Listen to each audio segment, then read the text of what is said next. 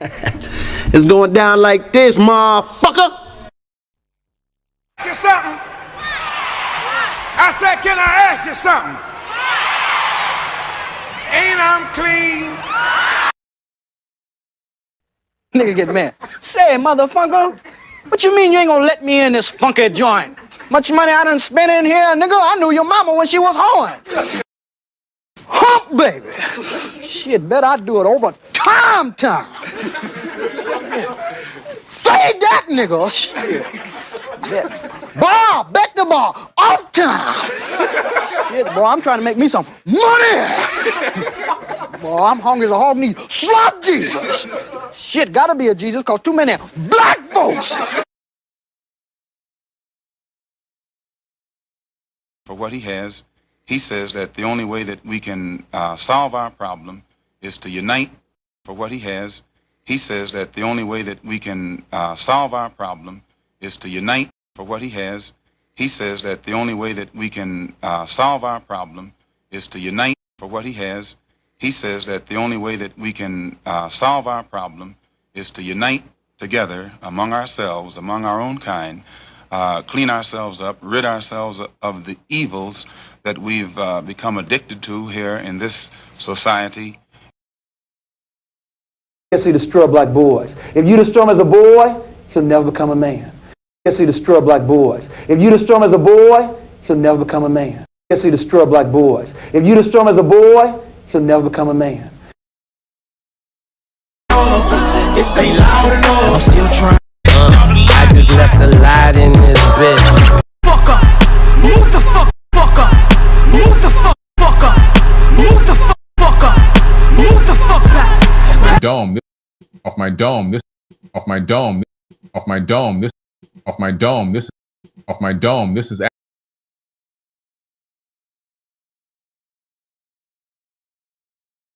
It's cool enough just being cool, like I am, chilling. You don't understand. You don't understand.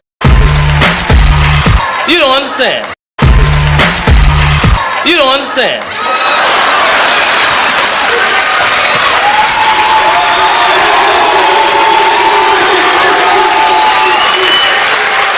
I ain't scared of you motherfuckers. Your feet. He looked down, seen his feet. The nigga went berserk. Killed the monkey. Threw the bat out the window. Start kicking that bitch in the air. Group of you together, you never can tell who's who. Group of you together, you never can tell who's who. Group of you together, you never can tell who's who. Group of you together, you never can tell who's who. I've seen a lot of black guys, Nipsey, but you're overdoing it.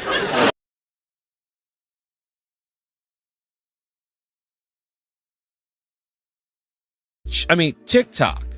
I mean, TikTok. I mean, TikTok. I mean, TikTok. I mean, TikTok. A lot of the white content creators on TikTok get all of their dances from the black content creators.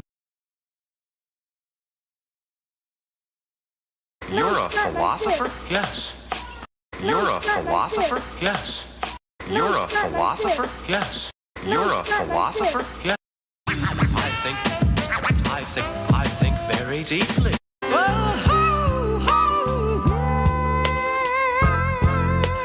Hey, dance with me. Hey, dance with me.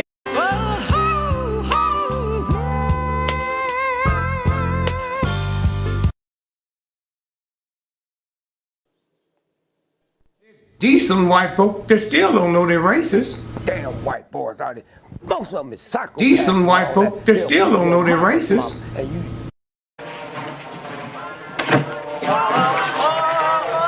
What the hell you want here, hunky?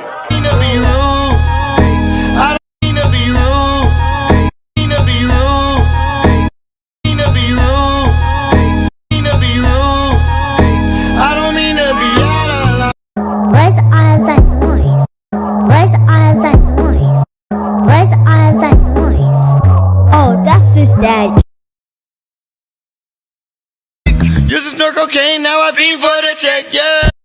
Your lines are still open. Oh shit, you can get it, nigga. You wanna get it? Used to snort cocaine, now I fiend for the check. I think we OD. It all breaks down to, what does this mean to me? What does this event I think we OD. How does this event affect my thinking? I think we OD. My way of life. I think we OD. My word, can't be my equal, I don't know what you heard.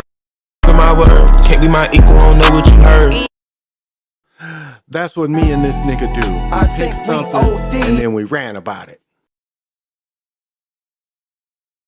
Heavy, I'm a walking dead man, is what they call me when I come. Heavy, I'm a walking dead man, is what they call me when I come. Heavy, I'm a walking dead man, is what they call me when I come. I hit the loot juice, and pulls up in the I hit the loot juice, and pulls up in the I just be shopping, nigga. You know, drinking and shit. Do a little smoking and shit. And the fans, they're there for entertainment.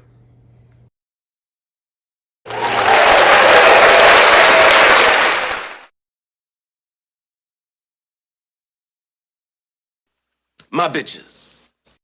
Nigga get mad.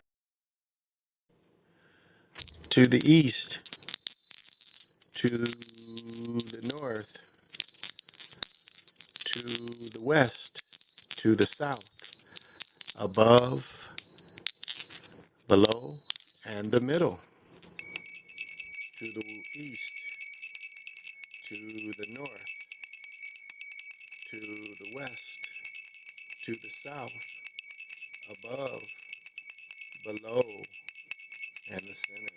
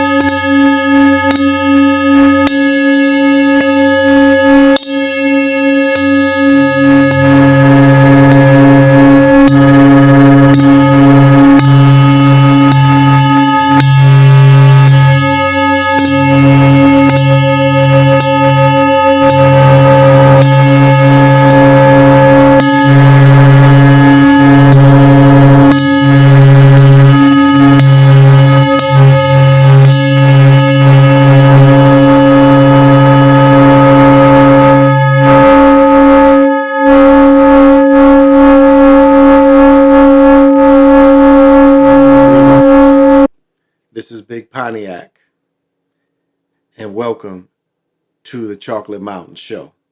I am the holder of the infinite sacred ball game that was created by the Hero Twins, and I am that one and only Galactic Daddy-O welcoming each and every one of you to my galactic patio that reaches from Minnesota to the universe. Well, that's my motherfucking cue to say, what's happening? And thank you for joining me. Oh, let me get this shit going. Oh, yeah, there we go. Oh, yeah, there we go. Oh, Palo Alto. Want that string. I catch that shit on fire. Y'all see me like Richard Pryor and shit, burning up. Ooh, yes. Ooh.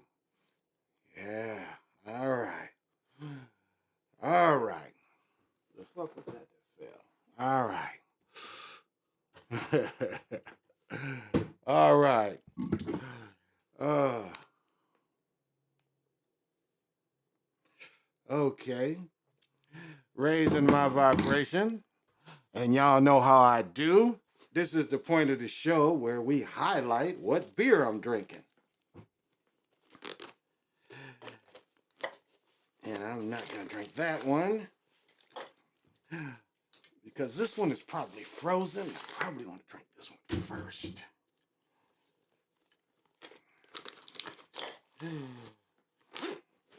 But it's not hard for you to guess. I've done it so many nights after night that I'm drinking Great Lakes Elliott Nest with the Dave Bach, which is a local brewery glass. So, well, let's get this ready. 1, 2, 3, 4, 5. I don't know. I don't even know if I need to. I guess I can take a hit off that.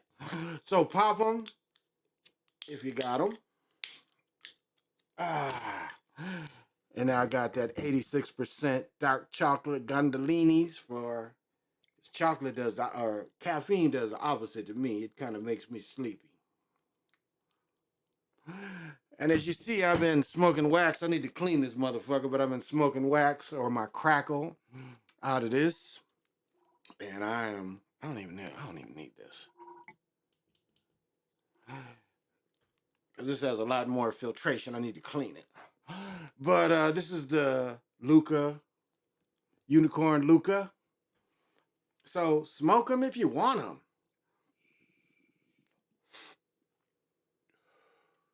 All right.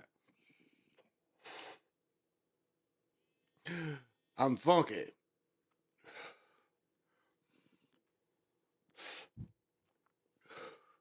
Man, did anybody just see the fights on ESPN? That was highway robbery. It was, what was his name? Hogue versus the dude from Australia. The money must have been on Australia. He surely didn't win, but they gave it to him. You know it's bad when the TV people do what the TV people said, 117 to 111, which I thought was correct. And one judge gave the fight that to the other guy. And it was no way that the other guy won from that. So that was like, wow. That was really, I don't know. It's like, it's fixed, but when they fix it like that, makes you wonder. Got air in my stomach. So that was bogus. If any of y'all saw that. The Canadian football game was good. Hamilton versus Saskatchewan, I think it was. That was good. It's on CBS for those of you that I like Canadian football. It's the 12 players. You've got a bigger field. You've got a wider field. I think it's 55 yards wide and it's 120 yards long. The end zones are 20 yards deep. So it's really a great kind of passing league if you like that. And it's only I think they only have 6 teams. So this league has hung on. I think at one time they had up to 12 or 14 teams. And I don't think people remember, but when the USFL died in 85, when Trump killed the USFL in 85, I want to say the team from Baltimore played in the Canadian League. Yeah, one of the USFL teams played in the Canadian League for it. So they had a team in America that played in the Canadian League back in the 80s. But and people don't realize that people can get traded from the NFL to the Canadian League. They've been doing that since the 50s. The first brother that was drafted as a quarterback, he wouldn't sign with, I think, Cleveland at the time. And Cleveland traded him to Canada, where his brother played quarterback in Canada. And, I showed before one of the greatest robberies of not letting the dude play in the NFL was Chuck Ely. Chuck Ely, till this day, I think, had 3 undefeated seasons at Toledo. Won a Grey Cup, one of the greatest quarterbacks in the MAC ever, and never got the chance to play in the NFL because of the racism. Chuck Early, and I you know, you can go back to one of my shows this past year where I highlighted Chuck Early. So that was the sports I watched. I know the Twins beat the White Sox today, and they were bogus because on regular TV they've been highlighting all week that the Twins was coming on. Well, it ain't regular TV, but YouTube TV does some of the local channel. And don't you know they preempted that game? You read it on the guide, and it says Twins versus White Sox. But if you looked at the game, it was someone else. It was someone else. So the weather here has been funky, really nice. Only played 3 games of pickleball. The weather got funky on us. I mean, playing, the wind was crazy. Then it started raining. As soon as I hit the highway to go back south, the weather was like okay again. So you can't win for lose. Tried to, you know, get my my best friend up to speed in this pickleball game up to speed, but we just didn't get the time to play. So that was a bummer. But discovered a nice park that I might start creeping and getting in their tournaments. Because the park was really nice. It was 8 courts there. And what they did, there was a better, like the courts in New Hope are 4 across with no net. That's hard to play because the balls are always flying. The courts nearest me, well, one of the courts nearest me, they put dividers between the nets because it's 4 courts on one side. And maybe it's just 3. No, I want to say it's 4. No, maybe 3. But anyway, they put them like, they didn't put them all the way to block the ball. They gave a big like 12, 14-foot gap. That's stupid too. But the way this park did it, they put 2 courts, no nets between them. So, you know, that's not terrible. The ball's not going to terribly go. But one mistake they made is, so if you understand where the boundary line is, so you got the line, the out of bounds line. The way the out of bounds line should be, it should be right on the out of bounds line. So the way the goal is put up, the way the anchor of the goal should be on the out of bounds line. One disadvantage they have at this park is they put it too far to the left. So they didn't put it on the line, they put it beyond the line. Now, what you have to understand, how that hinders you as a player is, if it's on the line, you can technically jump over the kitchen and get a shot and hit it in. Well, this one, the ball's terribly got to be beyond. But for even a simple shot, when people dink it back and forth, they try to dink it on an angle where they know you got to lift the ball. But if you're a smart player, you can just run it down the baseline. Well, this would be hard because, again, they didn't put the fencing up right, the anchor up right, the thing that held the net. So, but overall, the court was new. I wish we'd have got to play because we could have played with those gentlemen all day. One dude could play, one dude was learning just like my friend. So that was kind of my day today. I guess I'll get into it. No, I'll holler at the party people first, then I'll get into it. Yeah. What's happening, Jamar? 3224. Man, where am I at? I didn't even go. Yeah, I did.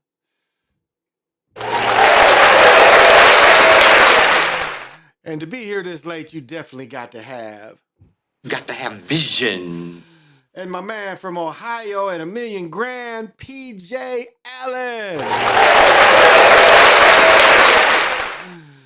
And I know he always controls my bitches. You saying you can't control your bitches? What? And he definitely has got to have vision. And Beatbox, what's happening? Thank you for coming. Beat Buzz, I'm sorry. And I know you definitely have vision. And we've got Nephlin here. Thank you for coming. And I know you definitely got to have vision. El Dragon, Amaru Khan, what's happening? And he's here night after night when I'm broadcasting, so I know he has vision.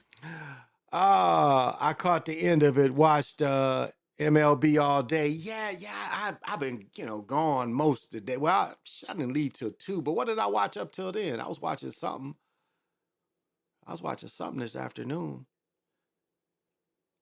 Oh, I know one thing I could talk about. I forgot about that. Anyone watch Slam Ball? I did. I watched it. I watched Slam Ball. Yeah, I watched Slam Ball. It was interesting. They kind of modified the rules a little bit. I used to watch it before. ESPN has always backed it. Now we have what is it called? We got a place where you can go jump. What is it called? Y'all probably got one. We got a place, and it's been there 13 years that I know of, because my boys was little when they first went. But it's a place, a trampoline place where they got a hoop too. So it's like one place that's like Slam Ball. You know what I like about it? Hey, everyone can well,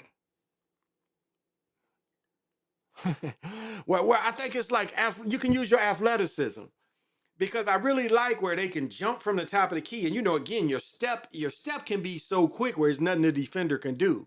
But I like the aspect where the goalie, he's right under the hoop and he can challenge him. I like that they put that in. I don't think it was quite like that before, because remember, this was on for a few years. They've been pushing this for a while. I felt bad for the first team that had to they played the first game, then they had to turn around and play the second game. Now I don't know if y'all know, jumping on a trampoline is really taxing. I mean, it's really it really hurts, not hurts, but it really works your legs out. Now I've watched children jump on them motherfuckers all day, literally from sun up to sundown, and then when they go to bed, they be out. So I know that it's quite a workout. That is quite a workout for people. So yeah, I watched it. I watched it. I was talking to my best friend about it. So I think it's a go. It gives more people opportunity, and I like that, because look at the dudes who jump off the trampoline. They got their own commercial now.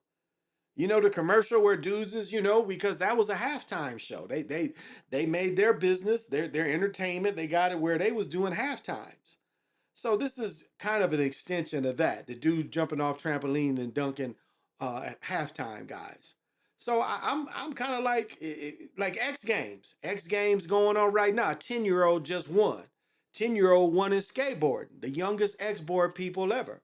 So a 10-year-old can compete, because again, who was skateboards and bikes made for? They were made for children.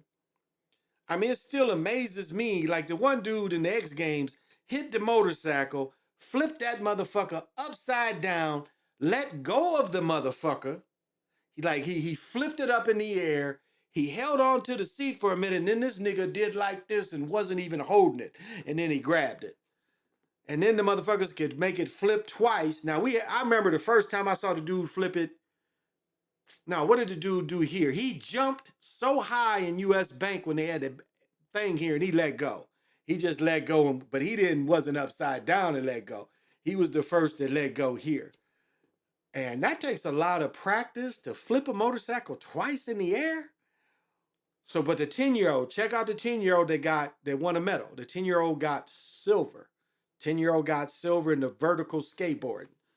And that just shows you, if you, no matter, it's like wrestling in most states. If you can be the state champion in wrestling, you can compete against a high schooler. If you 85 pounds and you the baddest 85 pounder in the state, no matter what age you are, you can compete at the high school. You can compete against anybody in the state. Again, anybody in school. So yeah, I watched it. I enjoyed it. Oh, I definitely enjoyed it. So yeah, I'm a sporting person. I watched it. I watched. I didn't see game 2. I was watching it and didn't know they were based out of Vegas.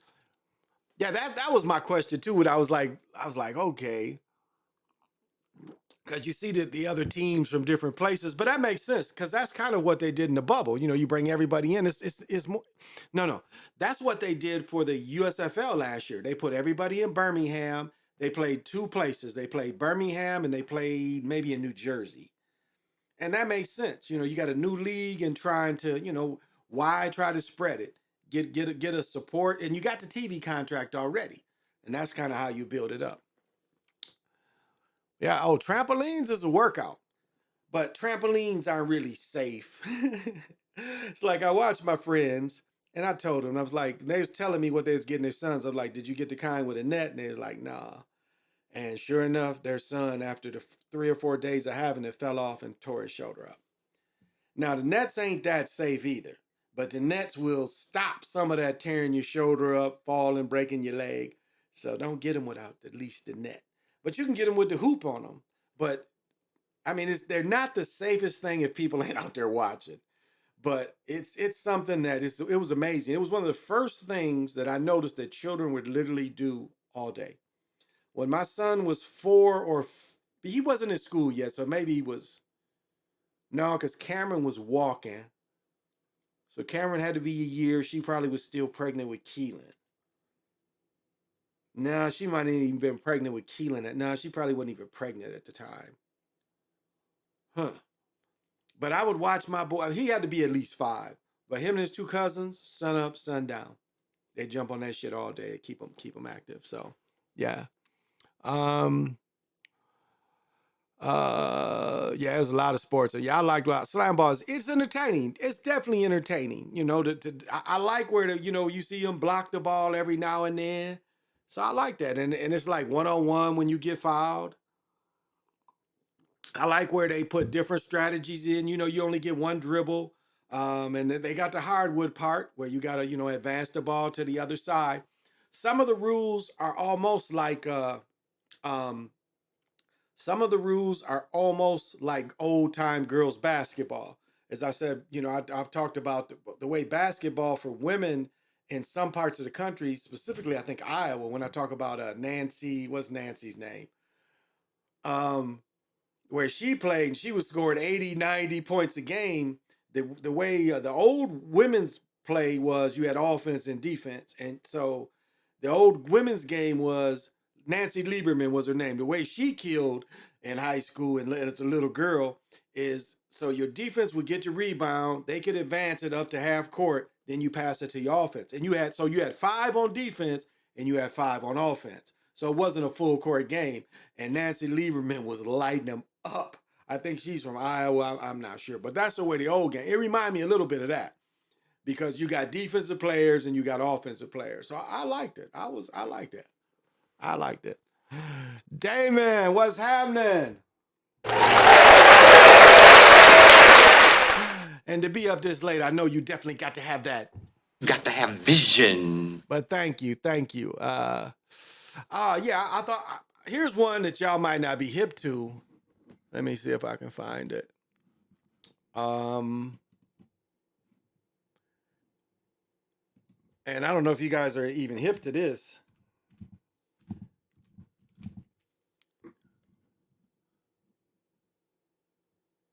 Yeah, I should be able to get away with this. Okay. A lot of y'all know the apparatus, but you didn't really know. Okay, I'm gonna just show this. Okay. You know the apparatus, but you probably don't know what it's for. Now, there's a game where it's a hoop and it's 3 spouts from the hoop.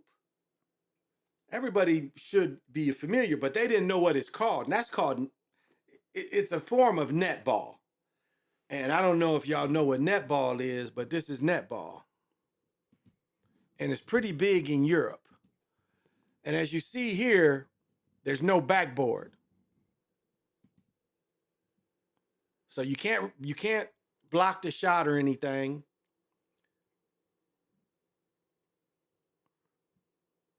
So you can only see she stole it, she gets a free shot.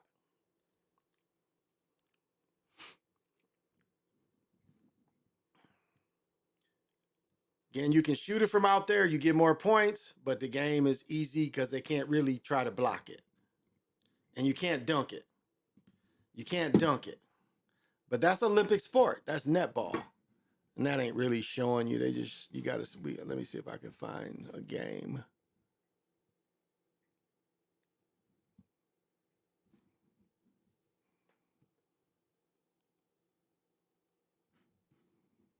Wow, she played. Let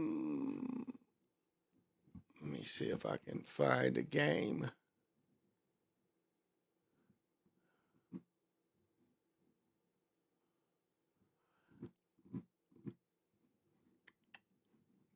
Yes, I can, but all right.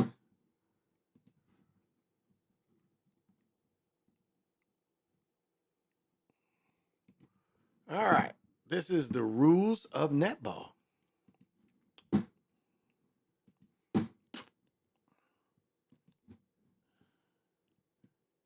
And fair use for this bullshit. Don't nobody care about this bullshit, so fair use for it.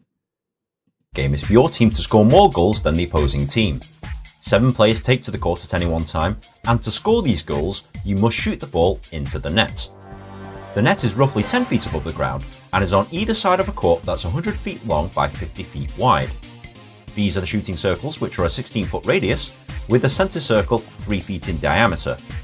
The court is split up into thirds, and you'll find out why shortly. Hang on a minute, this is just basketball, right? Nope, not at all. Netball is a completely different game with completely different rules. Firstly, not everyone can shoot the ball. Only the goal attack and goal shooter is allowed to shoot the ball into the net, and only if they're inside the goal circle. Secondly, all players can hold onto the ball for a maximum of 3 seconds. Any more than this, and the other team is awarded the ball. Thirdly, to pass the ball between teammates, they must throw it at least 3 feet to another player. Failure to do this results in a short pass, and the other team is awarded the ball.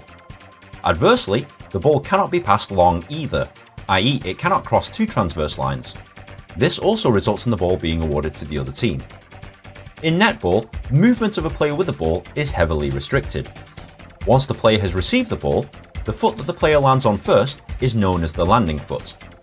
They cannot lift this foot off the ground, but may pivot around it whilst moving with the other leg. Should a player lift a landing leg and put it back down, this is known as footwork, and the ball is awarded to the other team. The opponents will try and take the ball away from you by intercepting passes, blocking shots, and retrieving loose balls. However, an opposing player cannot touch another player, known as contact, and must be at least 3 feet away from a player with possession of the ball. If they are any closer, they are called for obstruction, and the ball is awarded to the other team. I don't know. Did y'all see this pick? This was a pretty good pick. Watch this play here develop right here. Watch this play develop right here. Watch how she picks her. See that? She's holding her. Wow. Wow. Was awarded to the other team. The other major difference between netball and basketball is that in netball, players are assigned positions and can only move within certain areas of the court. The goalkeeper can move within the goal third that they are defending. The goal defense can only move within the goal and middle thirds. The wing defense can also move within their own goal and middle thirds, but not in their own circle. The center can move in all thirds except the goal circles. The wing attack can move in the center and their opponent's goal third, but not the circle. The goal attack can move within the center and their opponent's goal third, and the goal shooter can only move within the opposite goal third. The idea of the game is to pass the ball down the court without faulting, and remember, only the goal attack or goal shooter can score, and only within the shooting circle. The game is played in 4 15-minute quarters for a combined play. I don't know. I saw a girl shoot it from beyond I saw the goal scorer shoot it beyond the arc one time, so I don't know. Time of 60 minutes. Highest score at the end of time wins. Now, if you're a little lost, don't worry about it, as you will pick this up easily. But there's just a few other things you'll need to know about before playing or watching a game. For example, throw-in.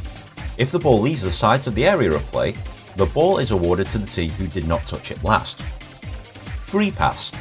A free pass is awarded when a player breaks one of the rules. We've already mentioned some of them, but here's the full list of them. Free pass or shot. For major infringements such as contact or obstruction, a free pass or shot is awarded to the opposing player. The offending player must stand aside and play no part while the opponent releases the ball. 50-50. If both players are at fault, or if the referee is not sure who committed the fault, this is known as 50-50, and it results in a toss-up between the 2 offending or nearest players.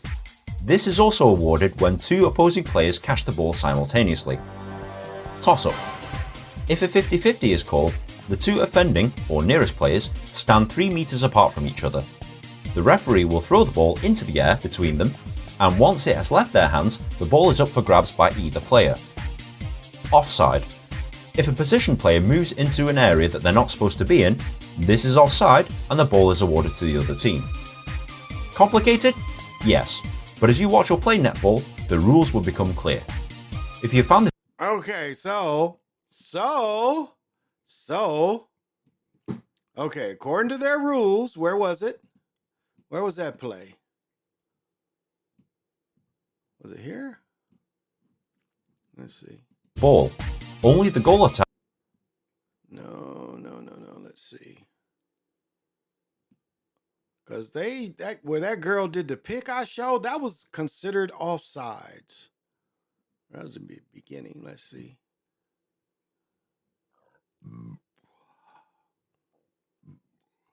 Good. Now, where's the one play? Because that what he said was that was offsides. Okay, that play there. I missed it right there. Okay, this play right here. That should have been offsides. Where was it? Because the one play was definitely offsides where the girl held because she was in the other gold area. Is this it? But anyway, so for y'all didn't know, that's netball. That is netball. It's Olympic sport. It is an Olympic sport, but I was tripping off that shit. But remember, it comes from, I mean, some parks just had it like that. But what we're familiar with, that's what I was always told that game was called. That the plastic thing with the 3 spouts was called netball. So so it was like, I know that's a game in itself because you put up the hoop and it comes out 3 shoots. And then whoever does it puts it back up. But I was always told that was called netball. That's what I was always told. So maybe I was wrong. I don't know. Y'all. Whoops. Let's bring the party people back in. Hey, woke sister, thank you for joining me.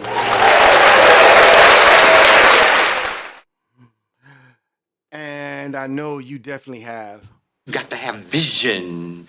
All right, I guess I'll get into who killed Tyrone.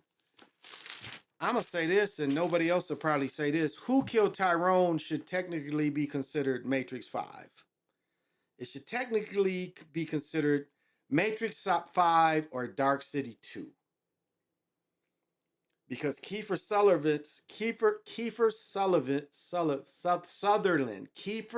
Sutherland, damn, he stars in this too, and he plays a very, not identical, but similar role in Dark City that he plays in this. He's explaining.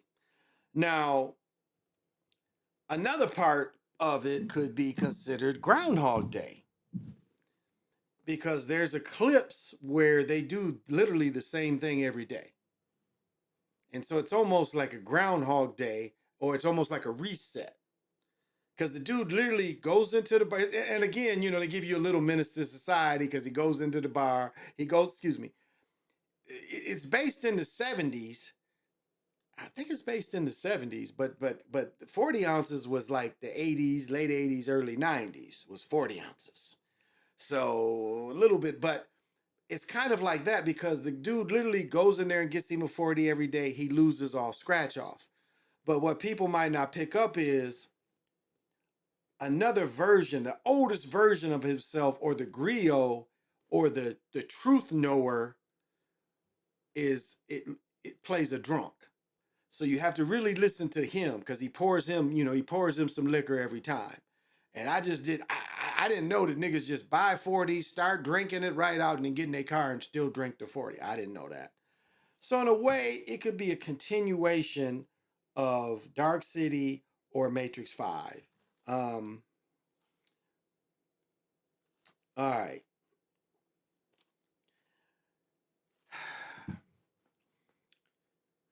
Again, it's based on the dude gets shot 5 times. So the dude goes through everything he goes through. He gets shot 5 times.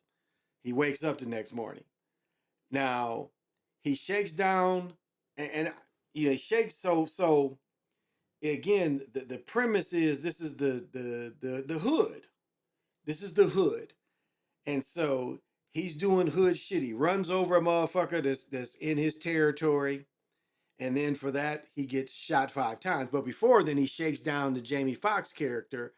And Jamie Foxx character plays the pimp. Now, I was really trying to break down his character, and maybe someone else would get it, because I was like, what? Why the pimp? It's like, I could see the dope dealer, because something that people have to understand about what the dope dealer is, what they're showing you about the dope dealer is Freeway Rick Ross, Edmund Williams, and Big Meech. This is who the dope dealer is. And this is what you got to get out of who the dope dealer character is. They create these characters. One character they put in jail, the next character come on. Again, all government agents. So that you have to understand. That is, and later when you see them cloning this character over and over again, that's what you got to understand, that Freeway Ricky Ross, Edmund Williams, and Big Meech is the same character. The same government agent, the same character. That's what the dope dealer is. Now, the hoe is interesting because the hoe could almost be the divine feminine or Mary Magdalene. Is either one. The hoe is either Mary Magdalene or the divine feminine, because the hoe wants to keep going after what is perceived as the wicked. And so what happens is the brother gets shot 5 times, and then the next day he goes and sees Jamie Foxx, pimp character, and the hoe, and they both tell him, nigga, you just got shot 5 times. Why are you here? So that kind of starts the breaking of the matrix, the breaking of the cycle. Now, what's interesting, there's another movie, oh my goodness, The Kingsman. They copy from The Kingsman, because remember in The Kingsman 1, they're in the church and they start playing this music and everybody starts killing each other. Well, it's basically that. It's like they're eating chicken and they're putting shit in the food to create behaviors. So they're poisoning the food to create behavior. So these niggas is eating chicken, everybody just laughing. And then these 3 main characters see that it's the chicken that's making them laugh. And then later they go into the club, and in the club everybody is spinning around and shit. But we see that in the Kingsman where they use the music, because in the club they use the music to control everybody. And then they use the music to go get them. And then this is the first time where you see Keith or Sullivan's, because what they do is dude sees a guy get snatched in a black car. Guy's walking down the street and he just sees some dude snatch him. So he's looking to go get the nigga that shot him, but he sees this car that the dude got snatched in. So they go in the house. They see the house has an elevator. They go down. Now, one character you see they cloned over and over again is like the Clerks. The Clerks is all dudes with afros, dudes with like mustaches. I mean, you see this character over and over again, or different variations of that character. They end up killing that character and they see it's something going on. Of course, they go back the next day and it's moved because it's compromised.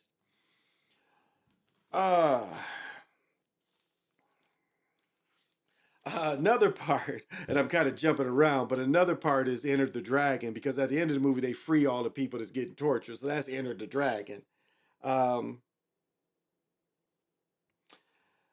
another part of so they go into a church and they see a character, and it's David Allen Greer playing, which is basically Frederick Douglass. And so they show you when they go up to the main cloning area, they see that they've cloned Frederick Douglass over and over again. So what they're telling you is Frederick Douglass was MLK, Malcolm X, Sharpton, Bill Crump. That's what that character is. That character is all those dudes all boiled into one.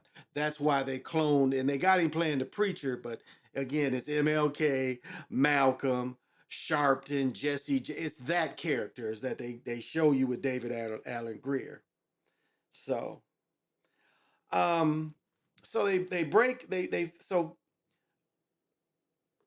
I'm trying to think of the other movie where they pin everybody down, the clones down, and they read it. It's another movie they do that where all the clones is laying there and they're pushing. I can't think of what that movie is, but they steal that from another movie too. But they also try to make fun, of the people that question everything. So they bring up a little bit of Mandela. They do bring Mandela up. But they bring all these questionable, how people question reality. So they touch on that. But they call it the Berenstein Bears, it's again. So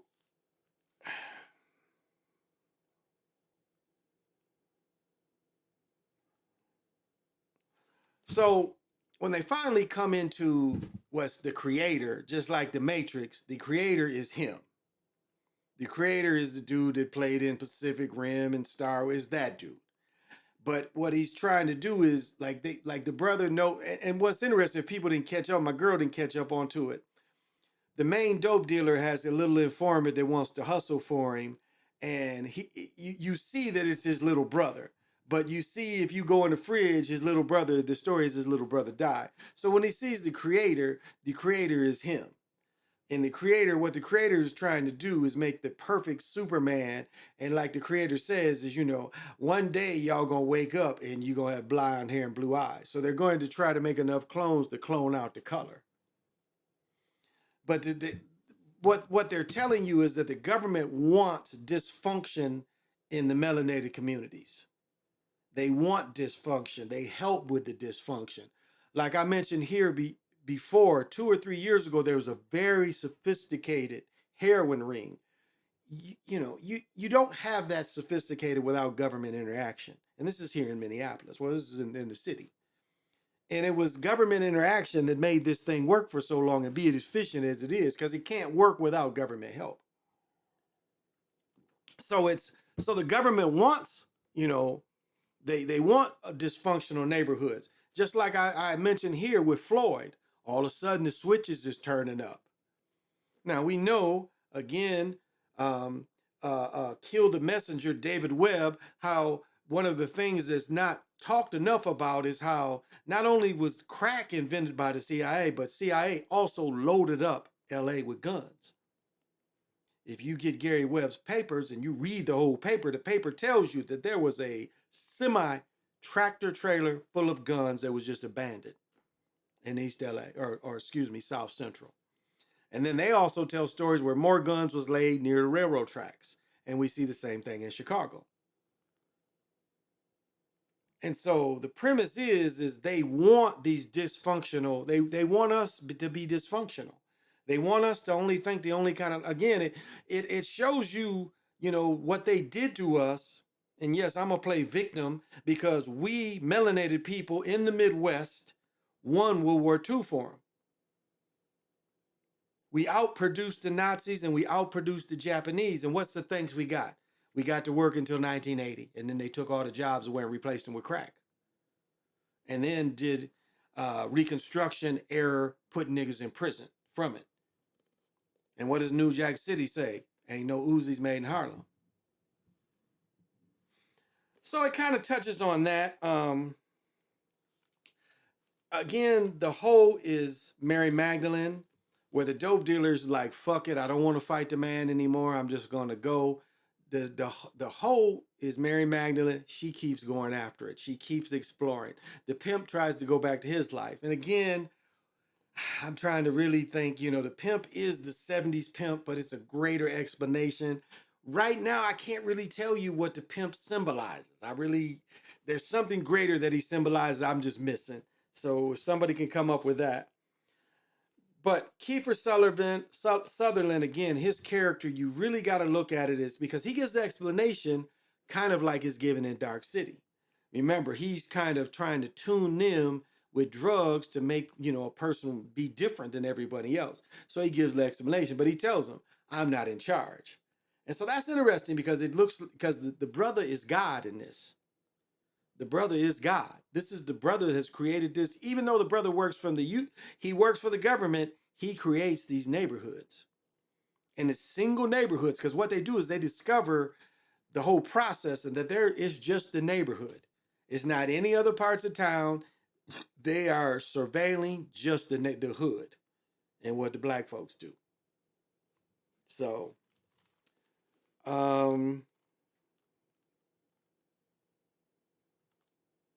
yeah, the griot is the prophet. The old man is you got to listen to the old man because it's funny when he gets killed on purpose. The old man looks at the new version. And he say, you smell just like a new car. So the old man that he pours liquor in, pay attention to him because that's the one that's like, he's the only one that appears real. Even though he appears out of his mind, you get the feeling the longer you watch the movie because the nigga does the same thing every day. which is again Groundhog Day. Nigga goes to the local little, the bodeo. And he goes in their little hood store, gets him a 40, buys a scratch off, and the old man tells him, you never win. Because he does it. He never wins. He does the same thing every day. They literally do the same thing every day. This is his morning ritual. So that's interesting. So pay attention to the old man.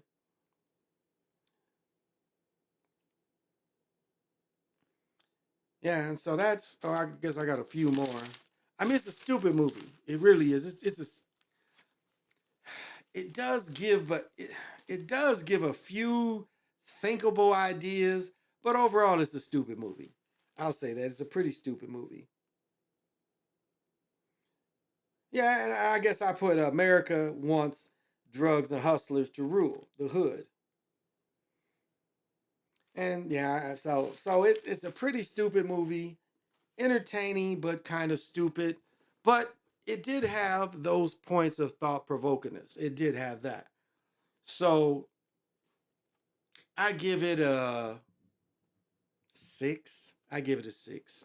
So I do give it a 6. Jeffrey Lane, thank you for coming. Whoops.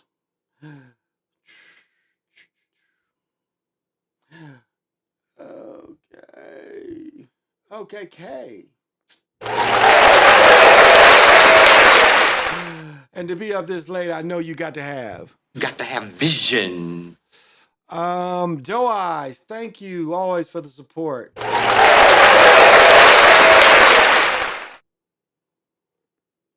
And I know that you definitely have. Got to have vision. Cornel West? No, I say more Frederick Douglass than Cornel West. I would say more Frederick Douglass than Cornel West. And you see Frederick Douglass' character later turns into MLK. He also turns into Malcolm. Then he turns into Jesse Jackson. Then he turns into Sharpton. And then he turns into Big Crump. So I guess, but we don't see the Cornel West coming over and over again. Not really. He's again controlled opposition, but I don't know. I guess you could add him, but I don't know. I don't know if he's significant enough to add. So that would be my only thing with him. I don't know if he's significant enough to add. But it tells you that they create these characters over and over again. And that's why, what's the dude, Alpo, all them dudes is agents. And they want you to believe. I mean, Al Prophet is the one thing I like. He proves they're agents. That dude named Boone, military trained. And see, most people are too stupid to pay attention to this thing. Oh, okay, he's military trained, but you telling me now he's just killing for dope dealers. And Boone set up Maserati Rick, who was paying him for protection. Boone's the one that tricked Maserati Rick to go get killed at another hospital. You remember Maserati Rick got shot up at his Boone tells you he's not with his bodyguard. He tries to say he's not protecting him because Rick just took off on him. And Rick gets shot at his own car wash. And then Maserati Rick goes into a hospital, and then Boone tells him, we can't protect you here. So Boone had him killed. And Boone was a government agent. But again, Frank Lucas, all of them. You really think during the Vietnam War, Frank Lucas could just go over there without any clearance? Nobody thinks anything. Well, nigga just wants to go to Taiwan. Nobody thinks. There's no reason the nigga can't really, and go find, Chiang Kai-shek? You can get all the logistics and and they'll take you to him. I mean, it don't work that way. These niggas is all agents, and that's what this points out. All these dudes, even the godmother was an agent. And like one thing that shows you that the 90s rappers was all government agents too, when they interviewed them on MTV and said, what's your favorite movie? And almost all of them said Scarface because of the come up. Well, the come up included being a government agent, because when he kills the dude under the bridge, he kills the dude under the bridge for the government. So Scarface shows you Deep Cover. Another movie shows you Agents is running this. Agents is the glamour boys. Agents. We don't know if they went to jail and how long they stayed in jail. We don't know. Like, you really think OJ was in jail all that time? Agents. The part where he never saw his mom was some bullshit. I couldn't believe. Yeah, the mom. So every day he knocks on the door and he never goes to feed his mom. Every day she gives him an answer like she ever ate, and he comes to find out it's just a recording. It just shows, but that's, again, it was too stupid. That was the stupid part. Be like, mama, you ain't ate in a couple days. Anybody would do that. But they tell you this nigga goes a lifetime without opening the door and seeing his mama. So yeah, that was kind of stupid too. Yeah. Yeah, New Jack City a little bit. Yeah, Block. Yeah, big researcher. What's happening? Oh. And I know you definitely got to have vision. Oh, of course they are. Of course, all of them. All of them. They want to tell you that they would just, they just, found a connect. Now remember, like even the cocaine cowboys, really listen to what they're telling you. They are telling you they had to have government cooperation for every key. They want you to think, well, we was just able to sneak so much in. Come on. Come on, that's naive thinking. That you really think that they was able to do this and the government ain't gonna get there. Our government is the first ones that brought heroin into America. They have always controlled the heroin market. Always controlled the heroin market. So you think that they're just gonna not make any money and let these other people make money and just arrest them? Does that sound realistic? Does that sound like our government? Like our government just waiting to arrest people and forfeit the money? No, they've always been involved. And Snowfall shows you that. But Gary Webb is a master. And remember how Gary Webb, they said he killed himself. 2 shots in the back of his head. Like a nigga take a gun and just boom, boom. It don't work like that. Doesn't work like that at all. So it's always been the government. The government has been the biggest dope dealer, and they still the biggest dope dealers. I mean, they made weed illegal because of Standard Oil people, the Rockefellers. Rockefellers is the one that didn't want weed legal. They're the ones that what do they call it? They paid all the money because they wanted to corner the pharmaceutical market because they knew if weed was legal, all the pharmaceuticals that could be made from weed. So weed was looked at as the same as heroin and cocaine. And everyone knows that's wrong. But that's what the Rockefellers wanted. They could have made it like she was his handler, and at least, his mom. Yeah, that's a good point. But they could have also been saying that black moms are never around, but that's not always the case. But you understand. Yeah, that's a good point. That's a good point that black single mom, it's a single mom, And most women are single moms by choice. They make the choice to be the single moms. Like my daughter's mother, I'm sure we was only probably together because I had 6 other children, 7 actually. And so I think she thought the odds was great that I would give her a child. So I'm pretty sure that was the only interest of her and me. But now we're best friends. We ain't together, but we best friends, So sometimes that's what it is. But that's a good point. Yeah, that black mothers ain't really there. And a lot of times if the mother ain't that much older than you, like my second wife and her mother are only 15 years apart. So when you get in your 30s, that's not a person that much older than you. You're almost like sisters than you are, because she would always say that her grandmother was her mother and her mother was more like her sister. So, but that's a good point. I'm glad you brought that up. That's a good point because it is. It's like an absent mother, and You know, no, like he's just in the house smoking weed, pizza box. And it's funny, like if you look, because at first I was thinking, okay, Groundhog Day, and then you know it's they're looking at him like, how the hell is you still alive? I thought that was quite interesting. I thought that part was interesting, but overall, it's a stupid movie. I mean, it is. It's a stupid movie.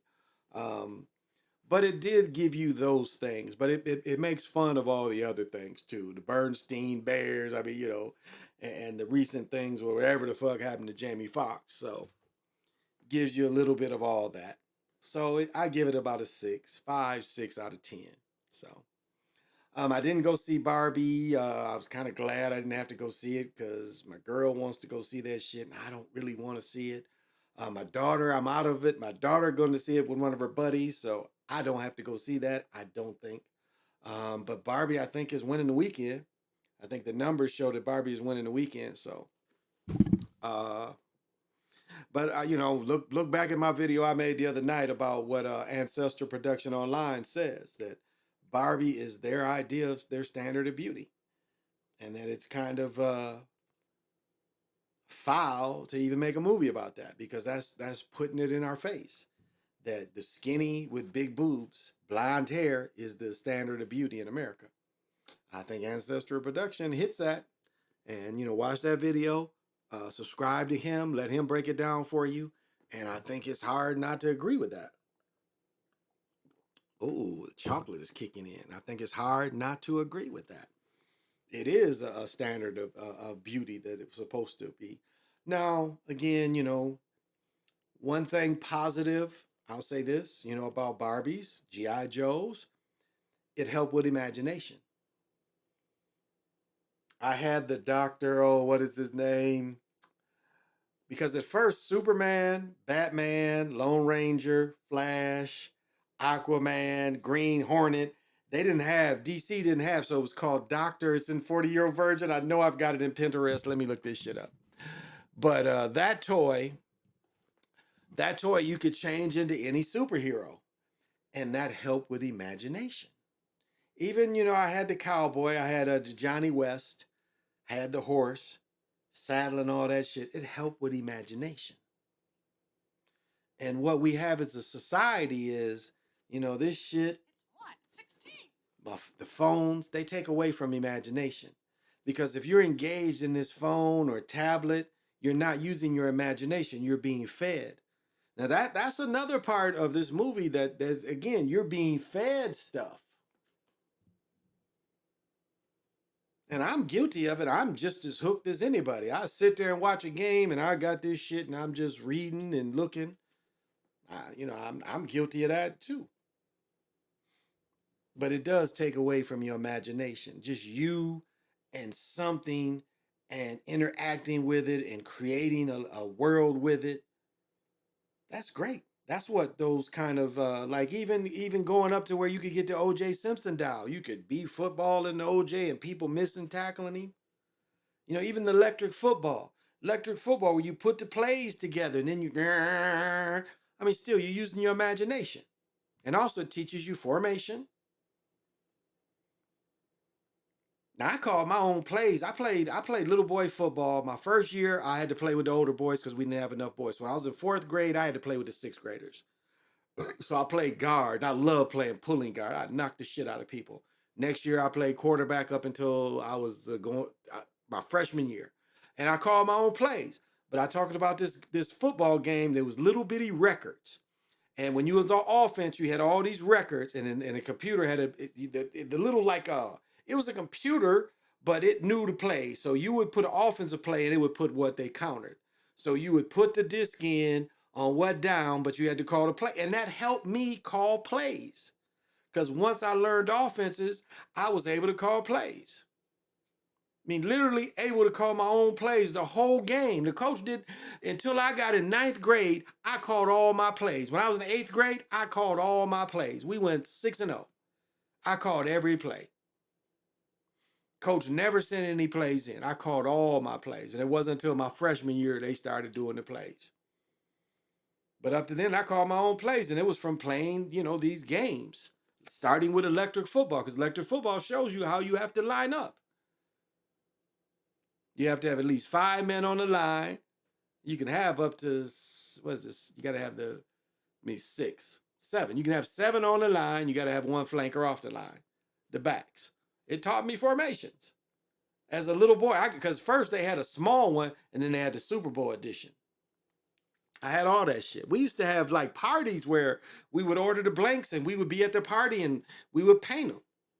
You know, everybody would pitch in with the colors and shit, and we would paint them. We would paint them in. The passing part was really stupid because you had just a stiff quarterback that kicked and passed. That part was stupid. But, oh, there goes my man from the SIP. What's happening, Lorenzo? And be up this late. I know you definitely got to have. Got to have vision. What's up, P? Put your thoughts on that obviously scripted goal. Oh, come on. They wearing the pink, and it comes to where he kicks a kick. Y'all know. Y'all already know. That messy stuff. Okay. This is what they've always called the American soccer. It's the retirement league. It started with Pele. People don't remember when they first started Major League, it was Pele and Kyle Rote Jr. Pele, I don't know, was he in New Jersey? He was somewhere on the East Coast. And Kyle Rote was in New York. And that was the very first game. Pele was about 200 years old at that time. Pele was 200 years old playing American soccer. American soccer has always been looked at as the retirement league. It is not the top soccer. And they gave him all this money. That's worse than when Kobe was hurt. Remember, they was giving Kobe $20, $30 million and he was hurt and he was obviously washed up. That's what this is. They talking about he got $400 million. A dude, let me see where my phone at. That dude gotta be, he has to be in his late 30s.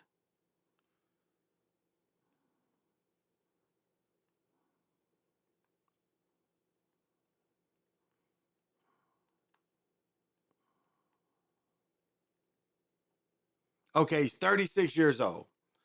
36 years old. And 36 years old and probably been playing pro soccer since he was probably 17, 18. So this is not $400 million worth. So yeah, it was definitely scripted. Definitely scripted. Oh, well, let's see if we can find any debauchery in my local news. Because, you know, it's always debauchery. Plus, oh, yeah, I've been going an hour. I'm going to go take a break. The watch is saying I need to stand up. Stand up, stand up. So I hope I can get out of seeing Barbie. I'm going to see Haunted House next week. My girl wants to see that because that's the return. Because Stephanie Haddish is in 2 movies. She's in that one. She's got another movie coming out too. Yeah, I caught the preview of that other movie, but she's in Haunted House that's coming out next week. But I think Barbie's going to win today. Yes, and one thing I love, the Super Slide talked about the 15 brothers and sisters that helped the atom bomb. They ain't in the movie. They show a female European Jewish faith person. That's why Oppenheimer is super Jewish faith. We're the smartest people. We learned how to kill the most. That's what Oppenheimer is. But anyway.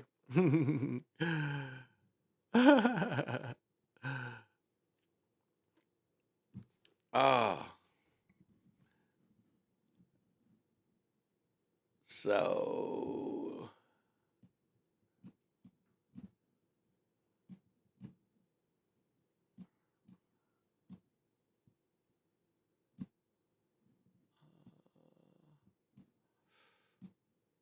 oh well. Yeah, because I gotta go.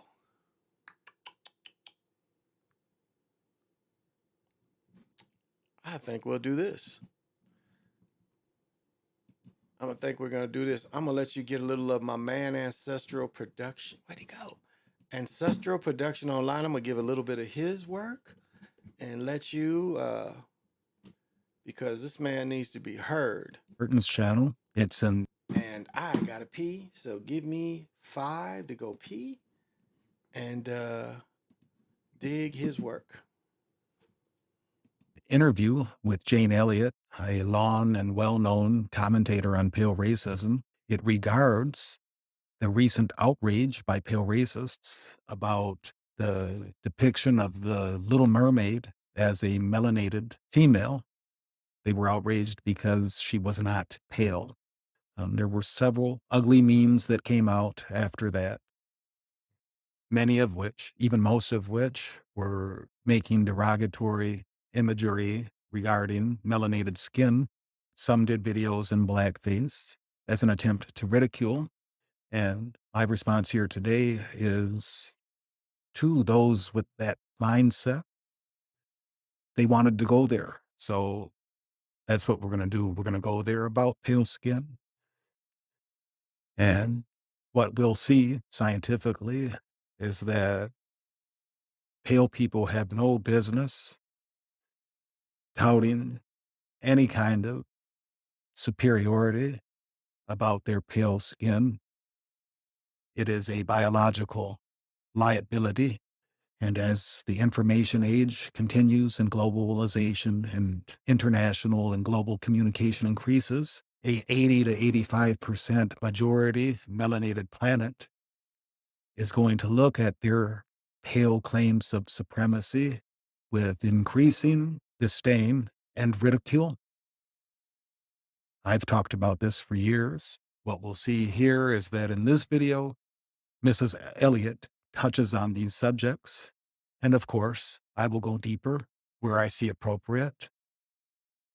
So, pale racists, this is for you about your supposed superior skin. And also, it's a fair warning that you must prepare yourselves for the brown and black world that is coming. It's already here if you just open your eyes.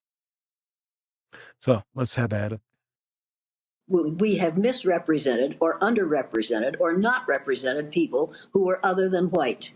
And now people who are white are complaining because there is one fairy tale that talks about, that has a black, not black, a dark brown female as the heroine. Why is that such a big deal? I know what's a big deal. White folks are scared to death. They know that within 30 years, white people, as they call themselves, will have lost their numerical majority in the United States of America. And they're scared to death that people of color are going to want to treat us the way we have treated them. It's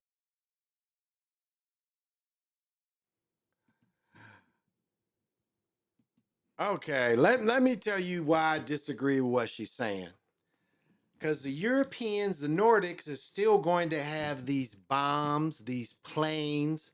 They don't give a fuck how many people are here. They are still going to hold the keys to the bombs and the planes. So they don't care. They want more servants. So numerical numbers don't mean nothing to Europeans. Long as the Europeans, again, the key to Oppenheimer that they tell you the key is power lives in the shadows. So this race thing is out front. Power lives in the shadows.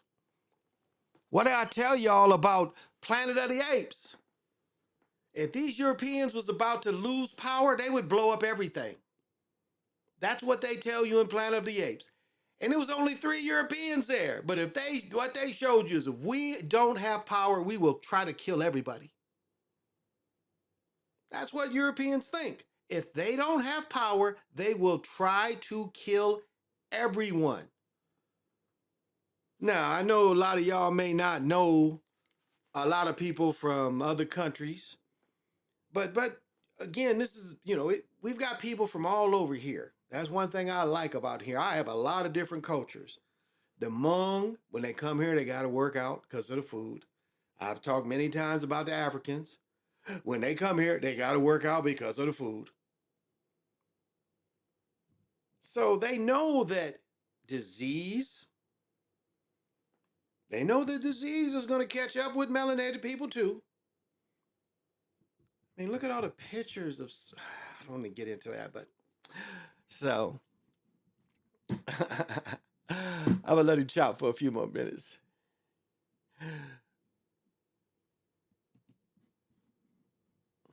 It's at this point that Roland intercedes and explains to an imaginary pale racist audience that they don't have to worry about black people treating them the way that they have treated black people, which is something that John Henrik Clark touched on when he explained that Africans in general, when you look at our history, we've respected the humanity of other beings. Not that we haven't had our atrocities, and not that there isn't. And let me make one thing clear. If any Europeans are watching, I want you to understand this. I don't mean to be out of line. So keep that in mind while you watch this. I don't mean to be rude. Data that shows that we transgressed that, but on the whole, we are among the most forgiving people on the planet. It has been to our detriment in many ways, but I think it is key to our resilience and our future rise, which we already know is inevitable when we look at population statistics. So let's pay attention here. Well, okay. I will, what you're saying, Jeffrey, I'll say this. Brother Bomber was chopping tonight. And I don't know what's up with his nose, like his left nostril. I don't know what, maybe something happened, but I don't know. But he points to that. And he points to it's the reptilians versus the dragon. Again, in America, we have the dragon. We have Kukulkan Khan. And if you look at the queen, the blue bloods. We know the blue blood is kind of looked at as reptilian, but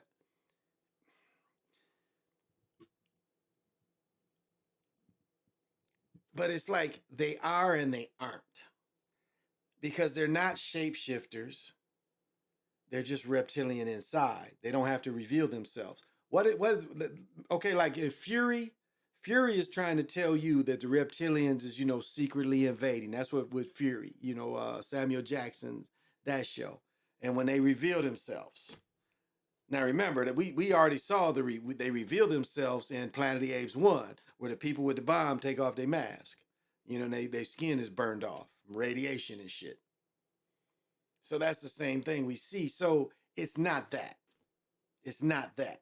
They're related to reptilians. They are keeping the reptilian line growing, but they are human in every other way. So, to say that they're shapeshifters, if you can leave your body, you're a shapeshifter. If you can go astral travel, you're kind of a shapeshifter. So I want to say that. So they have already invaded. Yeah, I don't think. The Caesareans and the insects. Now the insects go into Robert Heinlein. Robert Heinlein wrote what's where the grasshoppers are fighting, Starship Troopers. I mean, I think his best book is Time Enough for Love, but Starship Troopers what got the most publicity. But Time Enough for Love, I say everybody read that. That is my favorite. I don't read fiction, but I like that. The Cat That Walks Through Walls was jarbled, but Time Enough for Love is one of my favorite books of all time. And I would say if you like science fiction, that's a cool read. And the premise is kind of the dude goes back in time to meet his family, and he falls in love with his mother. He goes back in time as a young man. But again, that would be natural because he would already love her, if you understand. So, but it's more than that. And it goes on the premise of the way that you have immortality is what they would do is they would match people, and the people that they would match had to have 4 living grandparents when the people got married. They said that was the key to immortality. When you picked a mate, the mate had to have all their grandparents living. And that's immortality. But let me change the subject, and I'm going to talk shit. A nigga came on here, well, not on here, but a nigga said that I didn't finish my thought about what Sly said about the 15 brothers and sisters. And out of the 15 brothers and sisters that helped make the H-bomb, 5 or 6 of them went to A&T. Now, nigga came on here and said, if you go for a job for A&T, and you got a degree from Northwestern, you're going to... Nigga, that even shows you that didn't exist even back then. That was propaganda. And you got a nigga talking propaganda against black colleges for some shit that really don't even exist. I didn't even know about these 5 or 6 people to help with the A-bomb, but I know about the astronaut rhyming there. A&T is an engineering school. And it just shows this engineering's been a great engineering school since the 30s and 40s. So obviously the government thought enough of A&T to hire niggas from A&T. Some nigga that I don't even think this nigga said this shit even went to college. So how do you know? Are you hiring niggas and you looking at saying, well, you know, I don't like that you went to that black college. Are you in that kind of position? Fuck no, you're not. But yet you gonna make that kind of statement because, again, I peeped your game out years. You's a talking head. Whatever's popular, you gonna say what you gonna repeat what the fuck you heard instead of having an original goddamn idea. So yeah, I'm saying I stand on it. You want to come here and whatever, we can talk. But that's what I hear from this nigga. This nigga is a fucking repeater. But okay, I ain't gonna say no names. All right. Under the control of the serpent race, remember the serpents in Conan, they also have nanotechnology inside. Nah, you mixing too many things. The nanotechnology is separate by itself. The nanotechnology is separate by itself. It doesn't need any of them. It existed before them. As I said, I'm the only nigga that talks about the Mai, and they don't control the Mai. The Mai existed before them. And whenever they came here, again, they're not even what the fuck? They're not even aliens. They've been here so long, they ain't even aliens anymore. They are not even aliens anymore. They've been here so long. So I'm not giving them the Mai.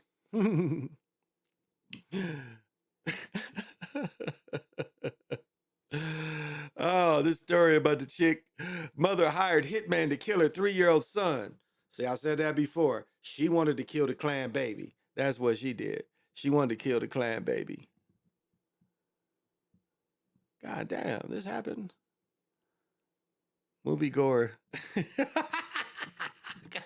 damn. I gotta show this shit. Oh shit, okay. I go to movies a lot. Oh, I go to movies a lot. Let's show this shit. Oh, goddamn. Oh, more debauchery. This is just debauchery, y'all. From South Florida shows a moviegoer attacked at a movie theater for reportedly asking someone to move from his assigned seat. Take a look. The video and information released by the Broward County. Okay, look at this shit. This motherfucker ain't crowded. This motherfucker ain't crowded. Let's even go back. It's not crowded. The theater is not crowded. And so that just shows some niggas just want to fight. This theater is not crowded. And when you buy your tickets, you do buy seats. So if you go and say, you know, I paid for this seat, why would a nigga attack you? I'd have popped his ass. Just straight up popped his ass. Any kind of aggression, I'd have popped his ass. But this place ain't even packed. And a nigga gonna say, I gotta whoop your ass because you asked me to move. What kind of shit is this? On an empty theater. So who's wrong? The aggressor is wrong. And you can kill people for this. But okay, let's go. Video from South Florida shows a moviegoer attacked at a movie theater for reportedly asking someone to move from his assigned seat. Take a look. The video and information released by the Broward County Sheriff's Department. Detectives releasing that video saying, and I mean, really, Florida's a stand your ground law. He could have killed that man. But that just shows you something else going on with the person. And the person doesn't understand that you can get killed for this kind of thing. Because as soon as he took a step towards me, I'd have shot him. I'm trained. I'm paying attention and be like, this is my seat. If he showed any kind of aggression, you can just pop him. What they say, shoot now, ask questions later. So, is it worth dying over? Like the dude beat the lady up over the food and their son popped him. This is going to happen more and more. This would have been a story here in Minnesota with a nigga fucking with me. He'd have been like, they'd have been interviewing me. What happened? I shot the nigga was aggressive, I shot him. Well, that's enough. We'll lock him up. We'll take him in the morgue. that it shows the moment a night at the movies turned violent in hopes of identifying the subject responsible for the attack. Now, the point of that contention, they say, the theater seats. This is the release that came in from the Broward County Sheriff's Office. They say the 63-year-old victim told BSO violent. Okay, but one thing we got to see, the European victim told BSO Violent Crimes Unit detectives that shortly before 9:56 p.m. right here on Monday, right there, the European was wrong. The European touched him. He touches him. 9:56 p.m. on Monday. Now, is he protecting himself or pushing him off? He really didn't have to touch him. Now, I would have, watching the boxing match, I would have took a step back here. You see how he's too close? He should have had more space. I would take a step back. I'd be like, hey, this is my seat. And if he stood up, I would have took a step back. I'd have put room between him and myself. So right here, he's touching him, and that's wrong. But right here in this situation, you like, hey, if he stands up and doesn't move, he comes towards you, just take a slight retreat step. If your gun is on your left side, then, retreat on your left side. If your gun is on your right side, take a retreat on your right side. Now, he's right with having his hands up, but your hands should be where you can reach your weapon. And you can shoot somebody over this. And that's the way the life is now. July 10th, he arrived with his wife to the movie theater located on North Federal Highway in Pompano Beach. The victim had purchased VIP tickets that included advanced seating for the film, which I believe was Mission Impossible. Once in the theater, the victim noticed an unknown adult male and adult female in his seats. Now, according to the preliminary investigation, the victim, quote-unquote, politely asked the subject to move from their seats. Witnesses said that is when the subject became hostile, standing up and aggressively getting in the victim's face. The subject got so close to the victim that it forced him to take a step back. You see it in the video, ending up on the stairs in the aisle of that theater. That video there capturing the assault, that brawl that was captured on camera, as investigators are looking for the man responsible here. They did also release this video they say shows the man who they believe.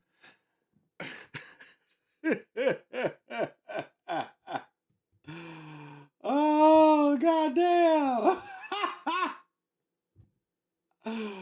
Oh, shit. Okay, if you get your ass whooped like by a nigga wearing orange pants with some thick and thins. What are we doing? What are we doing? What are we doing? If you get your ass whooped by a nigga wearing some orange goddamn shorts.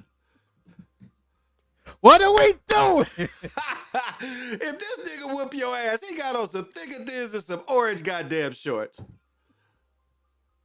What are we doing? You deserve to get your ass whooped. If a nigga dressed like this whoop your ass, you deserve it. I would, oh my goodness, okay. Nigga whoop your ass wearing some orange shorts. Well, well, baby, those orange shorts look good with that shirt, baby. That shit don't look good. Oh my goodness, this shit is so funny. Oh my goodness. All right, Jeffrey, I'll answer. Okay, you said nanotechnology. Now we know that nanotechnology is also used for healing. So okay, I can feel that. Yes, there is some nanotechnology that also I